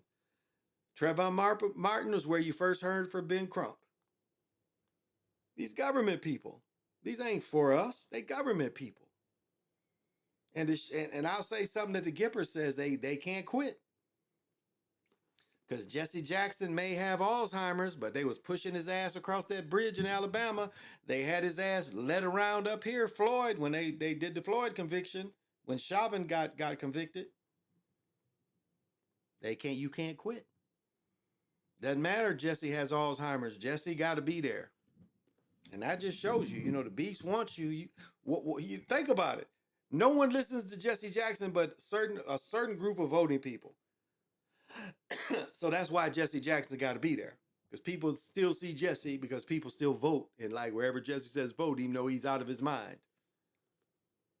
That just shows that you can't quit. You can't quit. You can't just be in the old folks' home. That's why Jesse is pushed across the bridge. The year before they showed him Jesse could still be led. But this past year, Jesse had to be pushed across. Why? Why is a man with Alzheimer's that he's out of his mind, he has no power anymore, but yet he still has to be the face? Because they can't take Jesse still sways votes. So the way the beast looks at it is if one person will vote because Jesse's there, push his ass in a wheelchair. Because they timed that one person by 1,000. Or one person likes Jesse, then 1,000 people like, the Nelson ratings. If one likes him, 1,000 like him. So you can't even quit. If you work for the beast, you can't quit. It's a lifetime gig. You should be in a nursing home, but they pushing your ass. They making you, just think about what they got to do to get that nigga to Alabama. They got to fly that nigga there. A person with Alzheimer's. They got to fly his ass there, lead him there. He's got to have somebody take care of him until they can do the photo op and push his ass across the bridge. You can't quit. Because people might still like him, and the way the Europeans look at it, that's votes for them, and that's money. So you can't even quit. Even though you're ineffective, ain't no young people listening to you. But there's old people that still vote, and the way the beast thinks is, well, we need to put Jesse there because these old people still vote. And they expect Jesse to be there. Can't even quit. And that's the price of selling out. This is something I saw a video too of some people, and it's funny how they try to throw you off. I don't know who showed the video, but I showed some video. They showed a video of people signing their names, and then they would do like the diabetes thing and put the blood next to your signature. That ain't how it's done no more. It's not done like that. And it has been not done like that. My 3D cards are in the bedroom. But if you know what a 3D card is, that's what you signed. The real contracts is signed with them 3D cards. Matter of fact, it's like the Harry Potter newspaper. They show you doing whatever you do. That's what you sign over. The blood thing is gone. You are signing over you. Like if you're a sports person, you are signing, you throwing a pass, you are signing where you throwing the motherfucking pass. That's what you're signing. You're signing whatever you do, you are signing over your likeness doing that. That shit in blood, that was 50 years ago. Ain't nobody doing that shit anymore. That lock is not great enough. But when they have you doing and signing your signature over what you're doing, that's a lock. That's how they lock you in. Niggas forget what locks are, what spiritual locks are. Yes, at one time, signing your name in blood was a lock, but not anymore. It's way more advanced than that. And that goes back to what I was just saying about Jesse. You can't quit. If it's one person that might like you, they times that by, again, the Nelson ratings. One person likes him, 1,000 other niggas like him. And that's where we are. And that's why you have to understand what people do, the way people do what they do.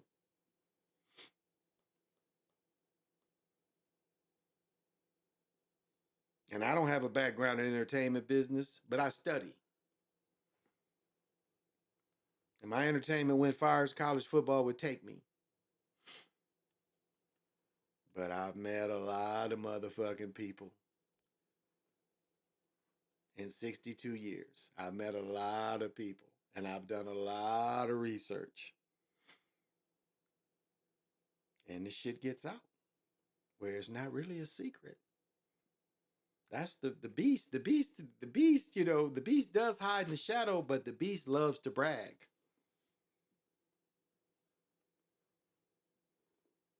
Because it seems like even the beast wants to be famous. Even the Mai wants to be famous. It's changed its name to AI. The Mai has changed its name to AI. It wants to be famous too. And my problem with Bomber is Bomber's went full into that fucking animation cartoon shit. Now he can look like a pharaoh. Now he can look like a wizard. Why? Nigga, this is what I look like. I don't want to look like I don't want to look like Starface. I want to study him and get his energy, but damn if I want to dress up like that. I'm not going to show a picture of me being a fucking omic. I want to keep that in my imagination. I don't need to put it out there. I don't need you niggas to see me dressed up as a ball player. Other than, that's probably too far away, that black and white picture right there. And I guess if niggas never did anything and got, you know, great pictures like that one, even though it's in black and white, they never did anything exciting. I can understand that. You got to put yourself in cartoons. I'd rather put myself in some of these sports escapades that I did. That's good enough for me. I ain't got to make up no shit. Just put me in the sacred ball game on shit that I did do. And that's good enough for me.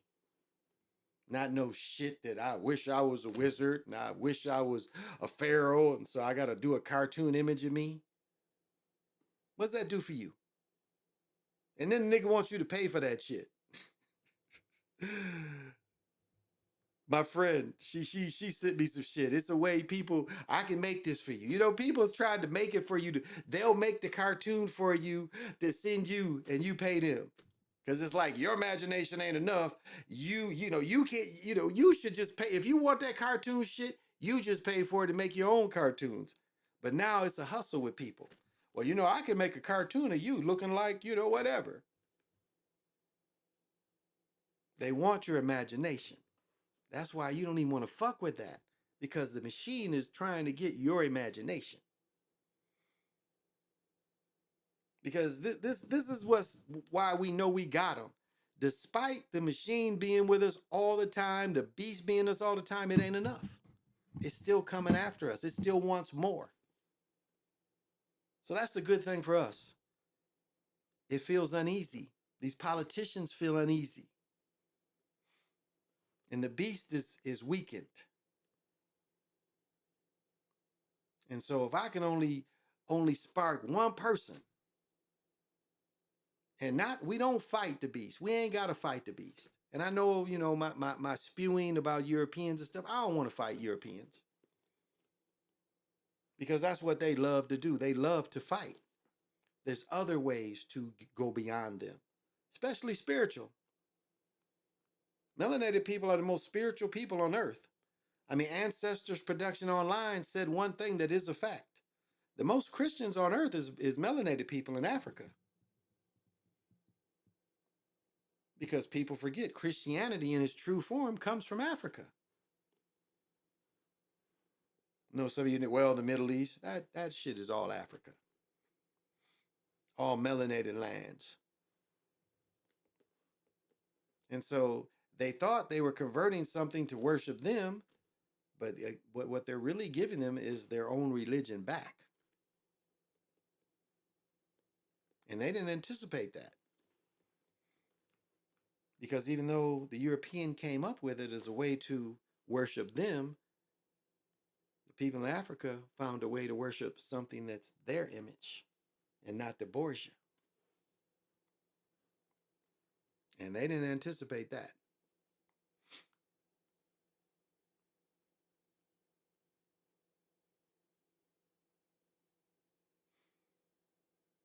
And so whatever your spirituality is, know it. Because it's innate. You were born with it. You may have heard something from somebody that kind of, ignited you, but it was already in you. It's already, that's what knowing is. Knowing is innate. It's like a bird knows how to fly. A bird knows how to lay a nest because it's innate. And that's what spirituality is with us. It's innate in us. And it's just tapping into it and bringing it out of you. Well, I don't mean to be rude, but I think this is enough. 3.5 hours. A lot of Africans talk down to Black Americans like they're better than us. That's how they see us. Well, that's the European idea of us. That's, what did they call it in Sugar Hill? Coffers, cotton pickers. That's trying to get the division there. I have a bunch of African friends, and they never show that. Are there some African Europeans? Yes.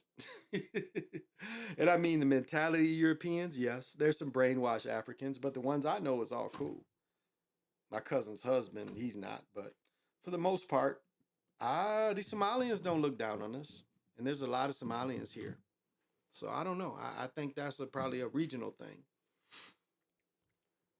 Because I've dated African women and I've gone to their churches and I've never had a problem. For some reason, African women are attracted to me. I don't know what it is. I don't look like you would think, but for some reason, I have dated a lot of African women. I don't know. Well, I'm a pimp, so I can understand, they've never had this type of sauce. So I understand why they like a motherfucker like me, but it still surprises me. It still surprises me. So I don't know if I quite, some do, but some don't. But this is the other point. Don't think you gonna go over to Africa and be like, hey, you're my cousins. No, them niggas is tribalish. They are very tribal. So don't forget that Africans are very tribal. So don't, these motherfuckers talking about you can go over to Africa, and why? Because anytime a war could break out, I got friends that hoop over in Europe and they had to come back because the motherfuckers were starting war over there. So that's what African can be too. Like some you asked earlier about the Chinese. There was a movie I watched, and this movie's probably 4 or 5 years old, but it had Chinese fighting Africans.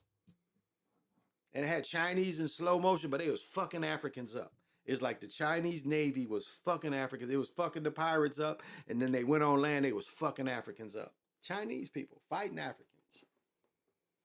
Can't remember, it was some video my son must have had, but that amazed me. That these Chinese was fucking Africans up in slow motion. I was like, wow. You're supposed to be doing so much work with them, but yet here you are showing propaganda that you would fight these niggas. So. But I don't mean to be rude. I'm not talking any violence. I don't want anyone hurt from anything I said. I ain't, one motherfucker say, well, that's what Big Potty. No, I ain't say go hurt anybody. Just know who the enemy is.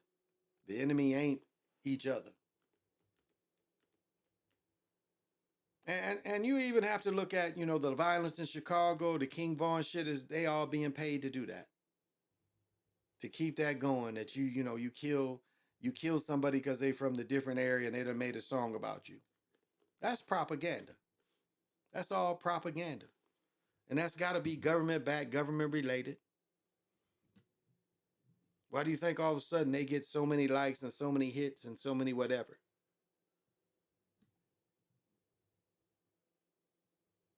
Like Sly did a thing of all the people that was the biggest YouTuber, none of them was talking real shit.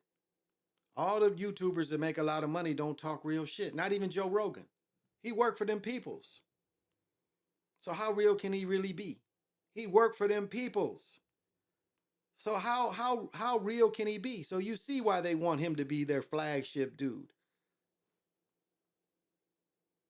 Because they just give enough, but they don't give the whole story. That's why they look at all them faces. It was 15 people, like some sports people I know, but what are they really telling you? How are they enhancing lives? None of them are enhancing lives on how to make you a better person. On realistic, what the world is, what this country is. None of them. It's the lower channels, the channels that don't make no money. I don't need no money from these motherfuckers. You see these? I only try to get money from my sports shows. These talking, fuck them.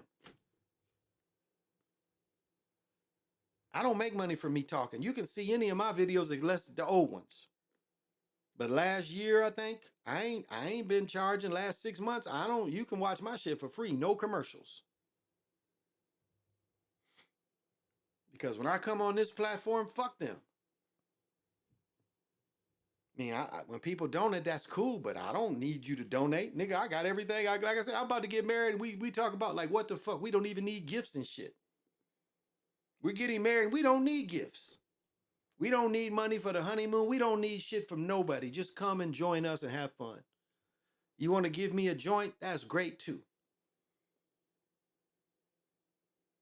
So I don't come on here. I don't need all this shit is what I like. I did this on my own.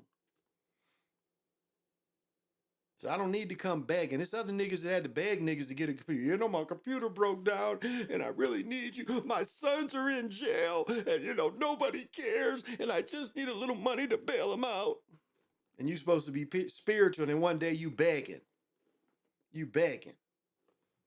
Well, you know, if you join my program, if you join my class,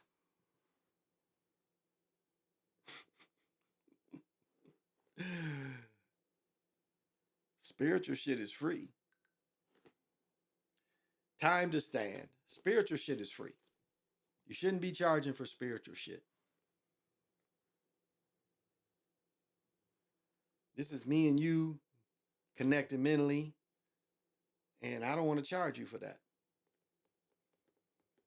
And I try to answer the questions as fair and as honestly, in my opinion, as I can. Time is it? God damn, it's almost 4 o'clock. God damn. I was going to get up at 7 to go play pickleball, but that might not happen. Because we go and swim it at noon. But again, I'm not trying to be rude. I don't hate anybody. I don't hate Jewish faith people. I don't hate the individuals. But as a whole, you know what you are. I don't hate Europeans, but as a whole, you know what you are. You know what your culture has come from. And that's the hate that hate produced.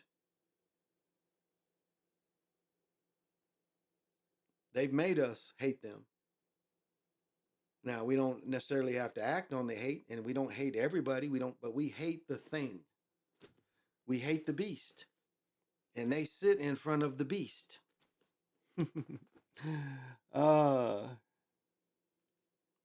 Oh yeah, they definitely brainwash us through the music. And make each other kill each other through the music. Why?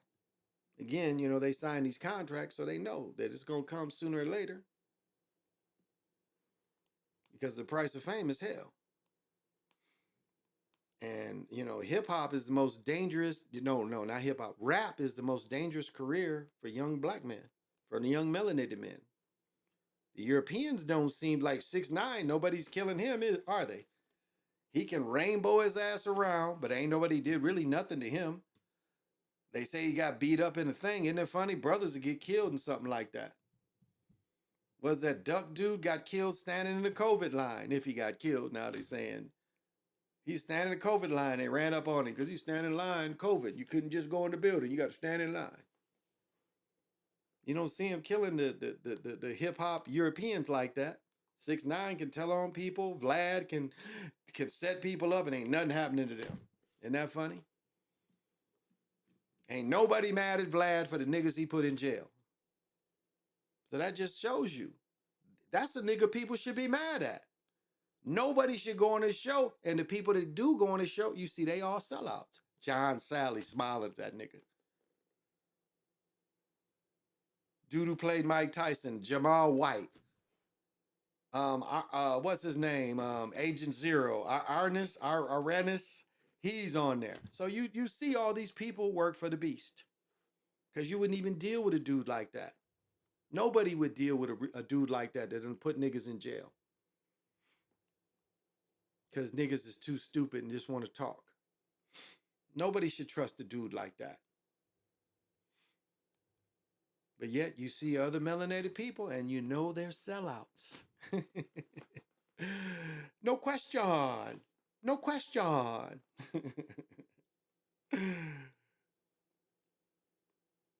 Because that's who this promotes. So what do they say? My girl AJ Gibbons says it's the opposite. So you see the numbers, you know it's the opposite. You see people getting all this attention, you know it's the opposite. It's fake, it's manufactured. So, well, I'm going to go, and I'll see you guys Monday night, Tuesday morning, right? Yeah. Because I'm going to be a pickleball playing Monday morning. Might get up in the morning a few hours. Play pickleball in the morning. We'll see. Well, this has been the Chocolate Mountain Show. I ain't mean to be rude. I don't mean to be out of line. I don't mean to be rude, y'all, and I definitely don't mean to be out of line. But what does Gunner say? My word, can't be my equal, don't know what you heard. You can't be my equal, you don't know what you heard. My word, can't be my equal, don't know what you heard. You can't be my equal, I don't know what you heard. My word, can't be my equal, don't know what you heard. Thank you, Gunner. I appreciate that. All right, y'all. Till we meet again. Say less. Oh, let's check in. Where's my man at? Let's check in with him. Let him run it out. Let him run it out. Flag because he wiped up Future's motherfucking ex-hoe. Remember, I made the video. That's aggressive. That's aggressive. That's really aggressive. Here we go. Let's end it with this. Me and Bubba trying to rescue some kittens. That's a noble thing to do. And with that, I'm out. Thank you for coming. Till we meet again.